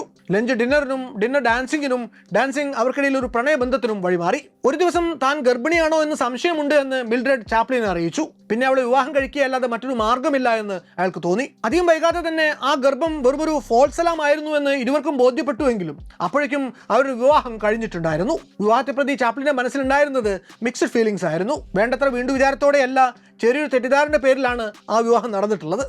അങ്ങനെ പറയത്തക്ക ഒരു ഡീപ്പ് കണക്ഷൻ അവർക്കിടയിൽ ഉണ്ടായിരുന്നില്ല. സ്വാഭാവികമായും ആ ദാമ്പത്യത്തിൽ പരസ്പരമുള്ള കുറ്റപ്പെടുത്തലുകളും വഴക്കും പിണക്കവും എല്ലാം പതിവായി. വിവാഹത്തിലെ പൊരുത്തക്കേടുകൾ തന്റെ ജോലിയിലെ ഏകാഗ്രതയെ ബാധിക്കുമോ എന്ന ഭീതി ചാപ്ലിനിൽ ഒരു പാരനോയിയെ പോലെ വളർന്നു വന്നു. നിസ്സാരമായ കാരണങ്ങൾ കണ്ടെത്തി ചാപ്ലിൻ പല ദിവസങ്ങളിലും ഷൂട്ടിന് പോവാതെയായി തുടങ്ങി. ഈ കാലത്താണ് ചാപ്ലിന്റെ സണ്ണി സൈഡ് എന്ന ഒരു ശരാശരി ചിത്രം പുറത്തു വരുന്നത്. അതിനിടയിൽ മിൽഡ്രഡ് ശരിക്കും ഗർഭിണിയായി. 1919 വേനൽക്കാലത്ത് ചാപ്ലിന് നോർമൻ സ്പെൻസർ ചാപ്ലിൻ എന്ന പേരിൽ ഒരു ആൺകുഞ്ഞ് പിറന്നു. എന്നാൽ ഈ കുഞ്ഞ് പിറന്നു വീണത് തന്നെ ഗുരുതരമായ പല ജനിതക തകരാറുകളും പേറിക്കൊണ്ടാണ്. ജനിച്ചു 3-ാം ദിവസം ആ കുട്ടി മരണപ്പെട്ടു. മടിയിൽ കുഞ്ഞിന്റെ നിശ്ചേഷ്ടമായിട്ടുള്ള ശരീരവും പേറി ചാപ്ലിൻ പൊട്ടിക്കരഞ്ഞു. ആദ്യത്തെ കുഞ്ഞിനെ ഇത്ര പെട്ടെന്ന് ദൈവം തിരികെ വിളിച്ചത് ചാപ്ലിനെ ഗുരുതരമായ വിഷാദത്തിലേക്ക് തള്ളിവിടുന്നു. ചാപ്ലിൻ ആ വിഷാദത്തെ നേരിടാൻ ശ്രമിക്കുന്നത് തന്റെ ക്രിയേറ്റിവിറ്റി കൊണ്ടാണ്. കുഞ്ഞു മരിച്ച് 10-ാം ദിവസം അദ്ദേഹം കുട്ടികൾക്ക് വേണ്ടി ഒരു ഓഡിഷൻ കോൾ പുറപ്പെടുവിച്ചു. നിരവധി കുട്ടികളെ അദ്ദേഹം ഇതിനുവേണ്ടി പരീക്ഷിച്ച് നോക്കിയെങ്കിലും ഒരാളിൽ പോലും അദ്ദേഹത്തിന് പരിപൂർണ്ണ തൃപ്തി കിട്ടുന്നില്ല. അതിനിടയ്ക്ക് കുറച്ച് ദിവസങ്ങൾക്ക് മുമ്പ് ഓർഫിയം തിയേറ്ററിൽ വെച്ച് അച്ഛനൊപ്പം ഡാൻസ് ചെയ്യുന്നൊരു 4 വയസ്സുകാരനെ കണ്ടത് അദ്ദേഹത്തിന് ഓർമ്മ വന്നു. എത്ര സ്വാഭാവികമായിട്ടാണ് അവൻ അന്ന് പെർഫോം ചെയ്തതെന്നും അദ്ദേഹം ഓർത്തെടുത്തു. അങ്ങനെ ജാക്കി കൂഗൻ എന്ന 4 വയസ്സുകാരനെ ചാപ്ലിൻ നേരിട്ട് വിളിപ്പിച്ചു. ഓഡിഷൻ പാസ്സായ ശേഷം അവനെ തന്റെ അടുത്ത സിനിമയിലെ സഹകഥാപാത്രമായി ചാപ്ലിൻ കാസ്റ്റ് ചെയ്തു. 2 നേരത്തെ ആഹാരം കൊടുക്കാനുള്ള സാമ്പത്തിക ശേഷി ഇല്ലാതിരുന്നതുകൊണ്ട് സ്വന്തം അമ്മ ഒരു പാർക്കിൽ ഉപേക്ഷിച്ചിട്ട് പോകുന്ന ഒരു ചോര കുഞ്ഞിന്റെയും അതിനെ കണ്ടെത്തി രക്ഷിച്ച് സ്വന്തം എന്ന പോലെ വളർത്തുന്ന ട്രാമ്പിന്റെയും കഥയാണ് ദ കിഡ് പറഞ്ഞത്. ജാക്കിയും ചാപ്ലിനും തമ്മിൽ അത്യസാധാരണമായ ഒരു കെമിസ്ട്രി തന്നെ ഷൂട്ടിങ്ങിനിടയിൽ വളർന്നു വരുന്നുണ്ട്. ചാപ്ലിൻ എടുക്കാൻ ശ്രമിക്കുന്ന കഥ വിചിത്രമാണ് എന്നും അത് ബോക്സ് ഓഫീസിൽ ചെലവാകില്ല എന്നും പല ഇൻഡസ്ട്രി എക്സ്പെർട്ടുകളും അദ്ദേഹത്തിന് മുന്നറിയിപ്പ് നൽകി. ഒന്നുകിൽ കോമഡി അല്ലെങ്കിൽ ഡ്രാമ, അതിൻ്റെ ഫോം പ്യൂറായിരിക്കണം, അല്ലെങ്കിൽ കാണികൾ അത് സ്വീകരിക്കില്ല എന്നായിരുന്നു ഈ വിദഗ്ധന്റെ ഉപദേശം. എന്നാൽ തൻ്റെ ഉൾവിളികളെ പൂർണ്ണമായും വിശ്വസിച്ചിരുന്ന ചാപ്ലിൻ ഒരു വിട്ടുവീഴ്ചയ്ക്കും തയ്യാറായില്ല. മനസ്സിൽ സ്വപ്നം കണ്ട പോലെ ഒരു സിനിമ തന്നെ അദ്ദേഹം പൂർത്തീകരിച്ചതോടെ അന്ന് പിറവികൊള്ളുന്നത് ചാപ്ലിൻ്റെ ജീവിതത്തിൽ മാത്രമല്ല സിനിമാ ചരിത്രത്തിലെ തന്നെ ഏറ്റവും മികച്ച സിനിമകളിലൊന്നാണ്. ഈ സിനിമയുടെ ക്ലൈമാക്സിൽ ചൈൽഡ് സർവീസസ് കുഞ്ഞിനെ കൊണ്ടുപോകാൻ ശ്രമിക്കുമ്പോൾ മേൽക്കൂരയ്ക്ക് മുകളിലൂടെ പാഞ്ഞ് അതിനെ ചെറുക്കാൻ ശ്രമിക്കുന്ന ട്രാമ്പ് പ്രേക്ഷകരുടെ മനസ്സിൽ വേദനയാകുന്നു. ഈ സിനിമയുടെ റിലീസ് എടുക്കുന്നതിന് തൊട്ടു മുമ്പായിട്ടാണ് ചാപ്ലിനും മിൽഡ്രഡും തമ്മിലുള്ള ഡിവോഴ്സ് ബാറ്റിൽ ആരംഭിക്കുന്നത്. 1920 നവംബറിൽ ഡിവോഴ്സിന്റെ ഡിഗ്രിയിൽ ഒപ്പുവെച്ച് മിൽഡ്രഡിന് കൊടുത്ത് ഒഴിവാക്കിയ ശേഷമേ ചാപ്ലിൻ തന്റെ സ്വപ്ന സിനിമ റിലീസ് ചെയ്യുന്നുള്ളൂ. 1921 ഫെബ്രുവരി 6-ാം തീയതി സിനിമ വേൾഡ് വൈഡ് റിലീസാകുന്നു. അത് ബമ്പർ ഹിറ്റാവുന്നു. ദ കിഡ് എന്ന സിനിമ ഒരു ബോക്സ് ഓഫീസ് വിജയമായതിനു ശേഷം ചാപ്ലിൻ ഫസ്റ്റ് നാഷണലിന് വേണ്ടി the idle class, pay day, the pilgrim എന്നീ 3 സിനിമകൾ കൂടി ചെയ്യുന്നുണ്ട്. അതോടെ അവരുമായിട്ടുള്ള ചാപ്ലിൻ്റെ കരാർ അവസാനിക്കുന്നു. ഇനി അങ്ങോട്ട് സ്വതന്ത്രമായിട്ടുള്ള പ്രൊഡക്ഷൻ മാത്രം മതിയെന്ന് ചാപ്ലിൻ തീരുമാനിക്കുകയും ചെയ്യുന്നു. എഡ്നയുമായിട്ടുള്ള പ്രണയബന്ധമൊക്കെ എപ്പോഴോ അവസാനിച്ചിരുന്നുവെങ്കിലും ചാപ്ലിൻ്റെ അടുത്ത സിനിമ എ വുമൺ ഓഫ് പാരീസ് എഡ്നയെ വെച്ചുള്ള ഒരു പരീക്ഷണമായിരുന്നു. സിനിമയിലെ നായിക എഡ്ന തന്നെ. ചാപ്ലിൻ ഉണ്ടായിരുന്നത് വെറും ഒരു മൈനർ റോൾ മാത്രം. എന്തോ തെറ്റിദ്ധാരണയുടെ പേരിൽ കാമുകനുമായിട്ട് പിണങ്ങി പാരീസിൽ എത്തിപ്പെടുന്ന യുവതിയാണ് ഇതിലെ നായിക. അവിടെ അവൾ ധനികനായ ഒരു കാസനോവയുടെ വെപ്പാട്ടിയായി മാറുന്നു. വിധിവൈപരീത്യങ്ങൾ എങ്ങനെയാണ് അവളെ വീണ്ടും പഴയ കാമുകനുമായി ഒരുമിപ്പിക്കുന്നത് എന്നാണ് എ വുമൺ ഓഫ് പാരീസ് എന്ന സിനിമ പറയുന്നത്. അന്നത്തെ അറിയപ്പെടുന്ന ഒരു ഗോൾഡ് ഡിഗർ ആയിരുന്ന പെഗ്ഗി ഹോപ്കിൻസ് ജോയ്സിന്റെ ജീവിതവുമായി ഈ സിനിമയിലെ നായിക കഥാപാത്രത്തിന് കാര്യമായ സാമ്യങ്ങളുണ്ട്. 1923 ശേഷം എഡ്ന പിന്നീട് ഒരിക്കലും ചാപ്ലിൻ സിനിമകളിൽ അഭിനയിച്ചിട്ടില്ല എങ്കിലും മരിക്കും വരെയും ചാപ്ലിൻ കമ്പനിയിൽ നിന്ന് മാസം $350 ചെക്ക് അവരൊരു വീട്ടിൽ എത്തിക്കൊണ്ടിരുന്നു. അടുത്തതായി ചാപ്ലിന്റെ ജീവിതത്തിൽ ഇടം നേടിയ സ്ത്രീയുടെ പേര് പോള നെഗ്രി എന്നാണ്. ആയിടെ റിലീസായ പാഷൻ എന്ന ചിത്രത്തിലെ പോളയുടെ പ്രകടനം കണ്ട് ഇഷ്ടപ്പെടുന്ന ചാപ്ലിൻ അവരെ ഹോളിവുഡിലേക്ക് വരാൻ നിർബന്ധിക്കുകയായിരുന്നു. 1923 ജനുവരിയിൽ ഇരുവരും തമ്മിലുള്ള എൻഗേജ്മെന്റ് പ്രഖ്യാപിക്കപ്പെട്ടിരുന്നുവെങ്കിലും വിവാഹത്തിലെത്തുന്നതിന് മുമ്പ് തന്നെ അത് അലസിപ്പോയി. ചാപ്ലിൻ അടുത്തായിട്ട് നിർമ്മിച്ച ചിത്രം ഗോൾഡ് റഷ് അദ്ദേഹത്തിന്റെ കരിയറിലെ തന്നെ ഏറ്റവും ജനപ്രീതി നേടിയ സിനിമകളിലൊന്നാണ്. അതേസമയം തന്നെ അടിമുടി വിവാദ ചുഴലികളിൽ പെട്ടുലഞ്ഞ ഒരു സിനിമയും. അങ്ങനെ ഒരു സിനിമയെക്കുറിച്ചുള്ള ആശയം ചാപ്ലിന്റെ മനസ്സിൽ ഉദിക്കുന്നത് മേരി പിക്ഫോർഡ്, ഡഗ്ലസ് ഫെയർബാങ്ക്സ് എന്നിവരോട് നടത്തിയ ചർച്ചകളിൽ നിന്നാണ്. അവർ അദ്ദേഹത്തിന് സ്വർണം തേടി ചിൽക്കൂട്ട് പാസ് കയറിയ ചില ഭാഗ്യാന്വേഷികളുടെ സ്റ്റീരിയോഗ്രാം ചിത്രങ്ങൾ കാണിച്ചു കൊടുക്കുന്നു. ഇവരുടെ കഥ കേട്ട ചാപ്ലിൻ സ്വർണ്ണ പര്യവേഷണത്തിന്റെ ഉള്ളുകളികളെ കുറിച്ച് ആഴത്തിൽ പഠിക്കാൻ ശ്രമിച്ചു. അങ്ങനെയാണ് അദ്ദേഹം പൊന്നു തേടിപ്പോയി സിയറ നെവാഡ മലനിരകളിൽ മഞ്ഞിൽ കുടുങ്ങിപ്പോയ ഡോണർ കുടുംബത്തിന്റെ ദുരന്തത്തെക്കുറിച്ച് കേൾക്കുന്നത്. 87 അംഗ സംഘത്തിൽ യാത്രയ്ക്കൊടുവിൽ അന്ന് ജീവനോട് അവശേഷിച്ചത് 48 പേർ മാത്രമായിരുന്നു. വിശന്നു വലഞ്ഞ് ഒടുവിൽ പരസ്പരം കൊന്നു തിന്നുന്ന പരുവത്തിൽ വരെ അന്ന് അവരെത്തിയിരുന്നു. ഈ ദുരന്ത കഥ ചാപ്ലിൻ പുനരാവിഷ്കരിക്കുന്നത് ഒരു കോമഡി ഡ്രാമ ആയിട്ടാണ് എന്ന് മാത്രം. മനുഷ്യന്റെ എല്ലാ ദുരന്തങ്ങളിലും നർമ്മവും ആർദ്രതയും ഉണ്ട് എന്നായിരുന്നു അദ്ദേഹത്തിന്റെ പക്ഷം. The secret lies in how you approach it, you must do it with judgment and taste എന്ന് അദ്ദേഹം ഇതേപ്പറ്റി തന്റെ ആത്മകഥയിൽ എഴുതി. മുൻ സിനിമകളിലേതുപോലെ ഇതിലും ഒരു ഫിനിഷ് സ്ക്രിപ്റ്റ് ഒന്നും ഇല്ലായിരുന്നുവെങ്കിലും ചാപ്ലിൻ തന്റെ പതിവ് പെർഫെക്ഷനിസ്റ്റ് മൈൻഡ് സെറ്റോടെ ഈ ഷൂട്ട് ആരംഭിച്ചു. സിയറ നെവാഡ മലനിരകളിൽ സ്ഥിതി ചെയ്തിരുന്ന കാലിഫോർണിയയിലെ ട്രക്കി എന്ന മഞ്ഞുമൂടി കിടക്കുന്ന സ്കീയിങ് ഡെസ്റ്റിനേഷനിൽ വെച്ചായിരുന്നു സിനിമയുടെ ഔട്ട്ഡോർ ഷൂട്ട്. സാക്രമെന്റോയിൽ നിന്ന് 600 ഹോബോ വർക്കർമാരെ കൊണ്ടുവന്ന് മഞ്ഞുമലയിൽ വളരെ എക്സ്റ്റെൻസീവായിട്ട് അദ്ദേഹം തുടക്കത്തിൽ ഷൂട്ട് ചെയ്യുന്നു. എന്നാൽ ഡസൻ കണക്കിന് റീടേക്ക് എടുത്തുകൊണ്ടുള്ള പതിവ് ചാപ്ലിൻ ശൈലിയിൽ അധികം വൈകാതെ ക്രൂവിൽ പലരും ജ്വരബാധിതരായി. ഷൂട്ട് മുടങ്ങി. അതിനുശേഷം പിന്നെ ഔട്ട്ഡോറിന് പകരം സ്റ്റുഡിയോയിൽ ഇൻഡോർ ഷൂട്ടായി. മഞ്ഞിന് പകരം ഉപ്പും മൈദമാവും ഒക്കെയായി സെറ്റിൽ. മലഞ്ചെരുവിൽ നിന്ന് ക്യാബിൻ തകിടം പറയാൻ പോകുന്ന രംഗങ്ങളിൽ മിനിയേച്ചർ മോഡലുകൾ വെച്ച് അദ്ദേഹം ചീട്ട് ചെയ്തു. ഈ സിനിമയിൽ വിശന്നു വലഞ്ഞൊടുവിൽ ഒരു നിവൃത്തിയുമില്ലാതെ ചാപ്ലിന്റെ ഒരു കഥാപാത്രം തന്റെ ഷൂ തിന്നുന്ന ഒരു രംഗമുണ്ട്. ലിക്കറിസ് അഥവാ ഇരട്ടി മധുരം കൊണ്ടുണ്ടാക്കിയ ഒരു ഷൂസാണ് ഇതിൽ ചാപ്ലിൻ കടിച്ചു തിന്നുന്നതായിട്ട് കാണിക്കുന്നത്. അദ്ദേഹത്തിന്റെ പതിവ് പെർഫെക്ഷനിസം കാരണം ഈ ഒരൊറ്റ സീൻ ഷൂട്ട് ചെയ്യാൻ വേണ്ടി എടുത്തത് 3 ദിവസവും 63 ടേക്കുകളുമാണ്. ഷൂ തിന്നുന്നൊടുവിൽ ഇൻസുലിൻ ഷോക്ക് നോക്കൂ എന്ന് ചാപ്ലിൻ ആശുപത്രിയിൽ അഡ്മിറ്റ് ആവുക വരെ ചെയ്യുന്നുണ്ട്. കൈകാര്യം ചെയ്യുന്ന വസ്തുക്കൾ അത് ചെറുതോ വലുതോ ആവട്ടെ, മിസ്യൂസിലൂടെ അവയ്ക്ക് പുതിയ മാനങ്ങൾ കൈവരുന്നതാണ് ചാപ്ലിന്റെ സിഗ്നേച്ചർ സ്റ്റൈലുകളിലൊന്ന്. ഉദാഹരണത്തിന് 1916 പുറത്തിറങ്ങിയ പോൺ ഷോപ്പ് എന്ന ചിത്രത്തിൽ ചാപ്ലിൻ ഒരു ടൈം പീസിനെ സ്റ്റെതസ്കോപ്പ് വെച്ച് ഡോക്ടർ നോക്കുന്നത് പോലെ ആദ്യം നോക്കും. പിന്നെ അതിനെ ഒരു ക്യാൻ ഓപ്പണർ കൊണ്ട് ടിൻ ഫുഡ് ക്യാൻ എന്ന പോലെ തുറന്ന് മണപ്പിച്ച് നോക്കി അതിനുള്ളത് കേടായി എന്ന മറ്റുള്ള ഒരു എക്സ്പ്രഷൻ ഇടുമ്പോഴേക്കും കാണികൾക്ക് ചിരി പൊട്ടും. അതുപോലെ ചാപ്ലിൻ തന്റെ വാക്കിംഗ് സ്റ്റിക്കിനെ ഒരു പൂൾ സ്റ്റിക്കായി ഏറെ രസകരമായി തന്നെ ഉപയോഗിക്കുന്നത് ദ റിംഗ് എന്ന സിനിമയിൽ നമുക്ക് കാണാനാകും. ഗോൾഡ് റഷിന്റെ ഷൂട്ടിംഗ് നടക്കുന്ന സമയത്തും ചിത്രത്തിന്റെ പ്രൊഡ്യൂസറായിട്ടുള്ള സാമുവൽ ഗോൾഡ്വിൻ ന്യൂയോർക്കിലേക്ക് പോകാൻ നേരത്ത് ചാപ്ലിൻ അതിലൊരു സീനിന് വേണ്ടി തയ്യാറെടുക്കുന്നത് കാണുന്നുണ്ട്. ഒരു മാസം കഴിഞ്ഞ് ഗോൾഡ്വിൻ തിരികെ വന്നപ്പോഴും ചാപ്ലിൻ അതേ സീനിന് വേണ്ടിയുള്ള തയ്യാറെടുപ്പുകളിൽ തന്നെ മുഴുകിയിരിക്കുകയായിരുന്നു. അത്രയ്ക്കുണ്ട് ചാപ്ലിന്റെ പെർഫെക്ഷന് വേണ്ടിയുള്ള ധ്യാനം. ഗോൾഡ് റഷ് ഒടുവിൽ തിയേറ്ററിൽ റിലീസായപ്പോൾ അത് കാണികളുടെയും നിരൂപകരുടെയും ഒക്കെ പ്രശംസ ഒരുപോലെ പിടിച്ചുപറ്റി. ചിലയിടങ്ങളിൽ സിനിമ പ്രൊജക്ഷൻ ചെയ്തിരുന്ന ഓപ്പറേറ്റർമാർ ചില രംഗങ്ങൾ രണ്ടാമത് കാണാൻ വേണ്ടി ഷോയ്ക്കിടയിൽ റിവൈൻഡ് ചെയ്യുക പോലും ഉണ്ടായി. ആ സിനിമ അന്നോളം ഏറ്റവും അധികം ബോക്സ് ഓഫീസ് കളക്ഷൻ നേടിയ ചിത്രങ്ങളുടെ പട്ടികയിൽ 5ാമതായി ഇടം പിടിച്ചു. ദുർഭാഗ്യവശാൽ ചാപ്ലിന്റെ ഏറ്റവും മികച്ച സിനിമകളിൽ ഒന്നായിട്ടുള്ള ഗോൾഡ് റഷ് അദ്ദേഹവും മറ്റൊരു അഭിനേത്രിയും തമ്മിലുള്ള ഏറെ കോളിളക്കം സൃഷ്ടിച്ച ഒരു പ്രണയബന്ധത്തിന്റെ പേരിൽ കൂടി വിവാദങ്ങളിൽ ഇടം പിടിച്ചു. ലിറ്റ ഗ്രേ എന്നായിരുന്നു ആ നടിയുടെ പേര്. 12ാം വയസ്സിൽ ഒരു മാലാഖയുടെ റോളിൽ ബാലതാരമായി ചാപ്ലിന്റെ ദ കിഡ് സിനിമയിൽ പ്രത്യക്ഷപ്പെടുന്നുണ്ട് ലിറ്റ. തന്റെ സെറ്റിലെ ബാലതാരങ്ങളോട് വളരെ അനുഭാവപൂർവ്വം പെരുമാറിയുന്ന ചാപ്ലിൻ അവർക്ക് സെറ്റിൽ ബോറടിക്കുന്നില്ല, വേണ്ടത്ര വിശ്രമം കിട്ടുന്നുണ്ട് എന്നൊക്കെ നേരിട്ട് തന്നെ ഉറപ്പാക്കാൻ ശ്രമിച്ചിരുന്നു. കുട്ടികൾ സെറ്റിലെ തിരക്കുകൾക്കിടയിൽ മൂഡ് ഓഫ് ആയി പോവാതിരിക്കാൻ വേണ്ടി അവരോടൊപ്പം ഒളിച്ചു കളിക്കുക വരെ ചെയ്യുമായിരുന്നു അന്ന് ചാപ്ലിൻ. സ്വന്തം കുഞ്ഞ് അകാലത്തിൽ മരിച്ചതിന്റെ സങ്കടത്തിലായിരിക്കും ആ പ്രവൃത്തികൾ എന്നാണ് എല്ലാവരും കരുതിയിരുന്നത്. ചാപ്ലിൻ തന്നെയും തുടക്കം മുതലേ പ്രത്യേകം ശ്രദ്ധിച്ചിരുന്നു എന്ന് my life with Chaplin an intimate memoir എന്ന പേരിൽ 1961 പുറത്തിറങ്ങിയ തന്റെ ഓർമ്മക്കുറിപ്പുകളിൽ ലിറ്റയും ഓർത്തെടുക്കുന്നുണ്ട്. എന്നാൽ അധികം വൈകാതെ ചാപ്ലിന്റെ കണ്ണുകൾ തന്റെ ദേഹത്ത് ഇഴഞ്ഞു നടക്കുകയാണെന്ന കാര്യം ലിറ്റ തിരിച്ചറിയുന്നു. അവൾക്ക് അപ്പോൾ അത് അരോചകമായി തോന്നുകയും ചെയ്തിരുന്നു. ഏജ് ഓഫ് ഇന്നസെൻസ് എന്നൊരു പെയിന്റിങ്ങിലെ പെൺകുട്ടിയുടെ ഛായയുണ്ട് ലിറ്റയ്ക്ക് എന്നും പറഞ്ഞ് ചാപ്ലിൻ തന്റെ ക്യാമറാമാനെ കൊണ്ട് അവളെ ആ ചിത്രത്തിലെ ഇതുപോലെ പോസ്റ്റ് ചെയ്ത് നിർത്തി ഫോട്ടോ വരെ അന്ന് എടുപ്പിക്കുന്നുണ്ട്. ഈ സിനിമ കഴിഞ്ഞപാടെ ചാപ്ലിൻ ലിറ്റയ്ക്ക് തന്റെ സ്ഥാപനത്തിൽ അഭിനയം തുടരാൻ ഒരു ഓഫർ കൊടുക്കുന്നു. അവളത് സ്വീകരിക്കുകയും ചെയ്യുന്നു. അടുത്ത 2 വർഷത്തേക്ക് പക്ഷേ സ്വന്തം ജീവിതത്തിലെ വിവാഹമോചനം അടക്കമുള്ള ടർബുലൻസുകൾ കാരണം ചാപ്ലിൻ ലിറ്റയെ പാടെ അവഗണിക്കുന്നു. പിന്നീട് ഗോൾഡ് റഷിൽ അഭിനയിക്കാൻ വേണ്ടി ഓഡിഷൻ ചെയ്യുന്ന സമയത്തേക്ക് ലിറ്റ കുറെ കൂടി വളർന്നിട്ടുണ്ടായിരുന്നു.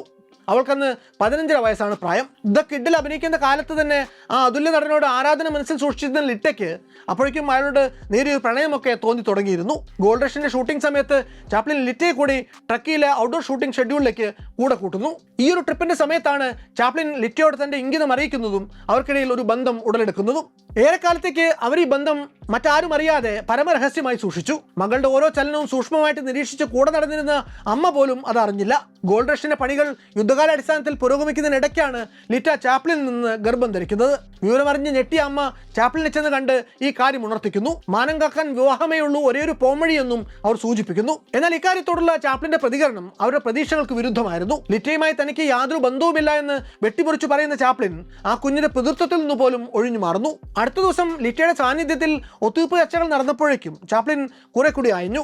ഗർഭം അലസിപ്പിക്കാനോ തനിക്ക് പുറം മറ്റാരെയും കൊണ്ട് ലിറ്റയെ വിവാഹം കഴിപ്പിക്കാനോ വേണ്ടി $10,000 വരെ നൽകാമെന്ന് അയാൾ അവരെ അറിയിച്ചു. എന്നാൽ ലിറ്റ വിവാഹം കഴിച്ചേ തീരുവെന്ന് വാശി പിടിച്ചതോടെ ചാപ്ലിൻ അസ്വസ്ഥനാകുന്നു. ഇതെന്തൊരു ബ്ലാക്ക് മെയിലിംഗ് ആണ്. എനിക്കിനിയും ഒരു കൗമാരക്കാരിയെ വിവാഹം കഴിക്കാൻ സാധിക്കുകയില്ല. കഴിഞ്ഞ തവണ ഞാനൊരു 16-കാരിയെ വിവാഹം കഴിച്ചതിന്റെ പേരിൽ എന്നെ പത്രക്കാർ കുറെ ക്രൂശിച്ചതാണ്. ഞാൻ വീണ്ടും ഒരു 16-കാരിക്ക് ഗർഭമുണ്ടാക്കിയെന്ന് അറിഞ്ഞാൽ അവരെന്നെ വെറുതെ വിടുകയില്ല. ഇനിയൊരു സ്കാൻഡൽ കൂടി എനിക്ക് താങ്ങില്ല. എൻ്റെ കരിയർ ഇവിടെ അവസാനിച്ചു പോകുമെന്നാണ് അന്ന് ചാപ്ലിൻ ലിറ്റയുടെ അമ്മയോട് പറയുന്നത്. ആരോപണ പ്രത്യാരോപണങ്ങൾ തുടർച്ചയായി നടന്ന മീറ്റിംഗ് അവസാനിക്കുന്നത് ചാപ്ലിൻ ലിറ്റയെ വേശ്യ എന്ന് വിളിച്ച് ചവിട്ടി പുറത്താക്കുന്നതിലാണ്. എങ്കിലും അവസാനം ലിറ്റയെ വിവാഹം കഴിക്കാൻ ചാപ്ലിൻ നിർബന്ധിതനാവുന്നു. മെക്സിക്കോയിൽ വെച്ച് വളരെ രഹസ്യമായിട്ടാണ് ഈ വിവാഹം നടക്കുന്നത്.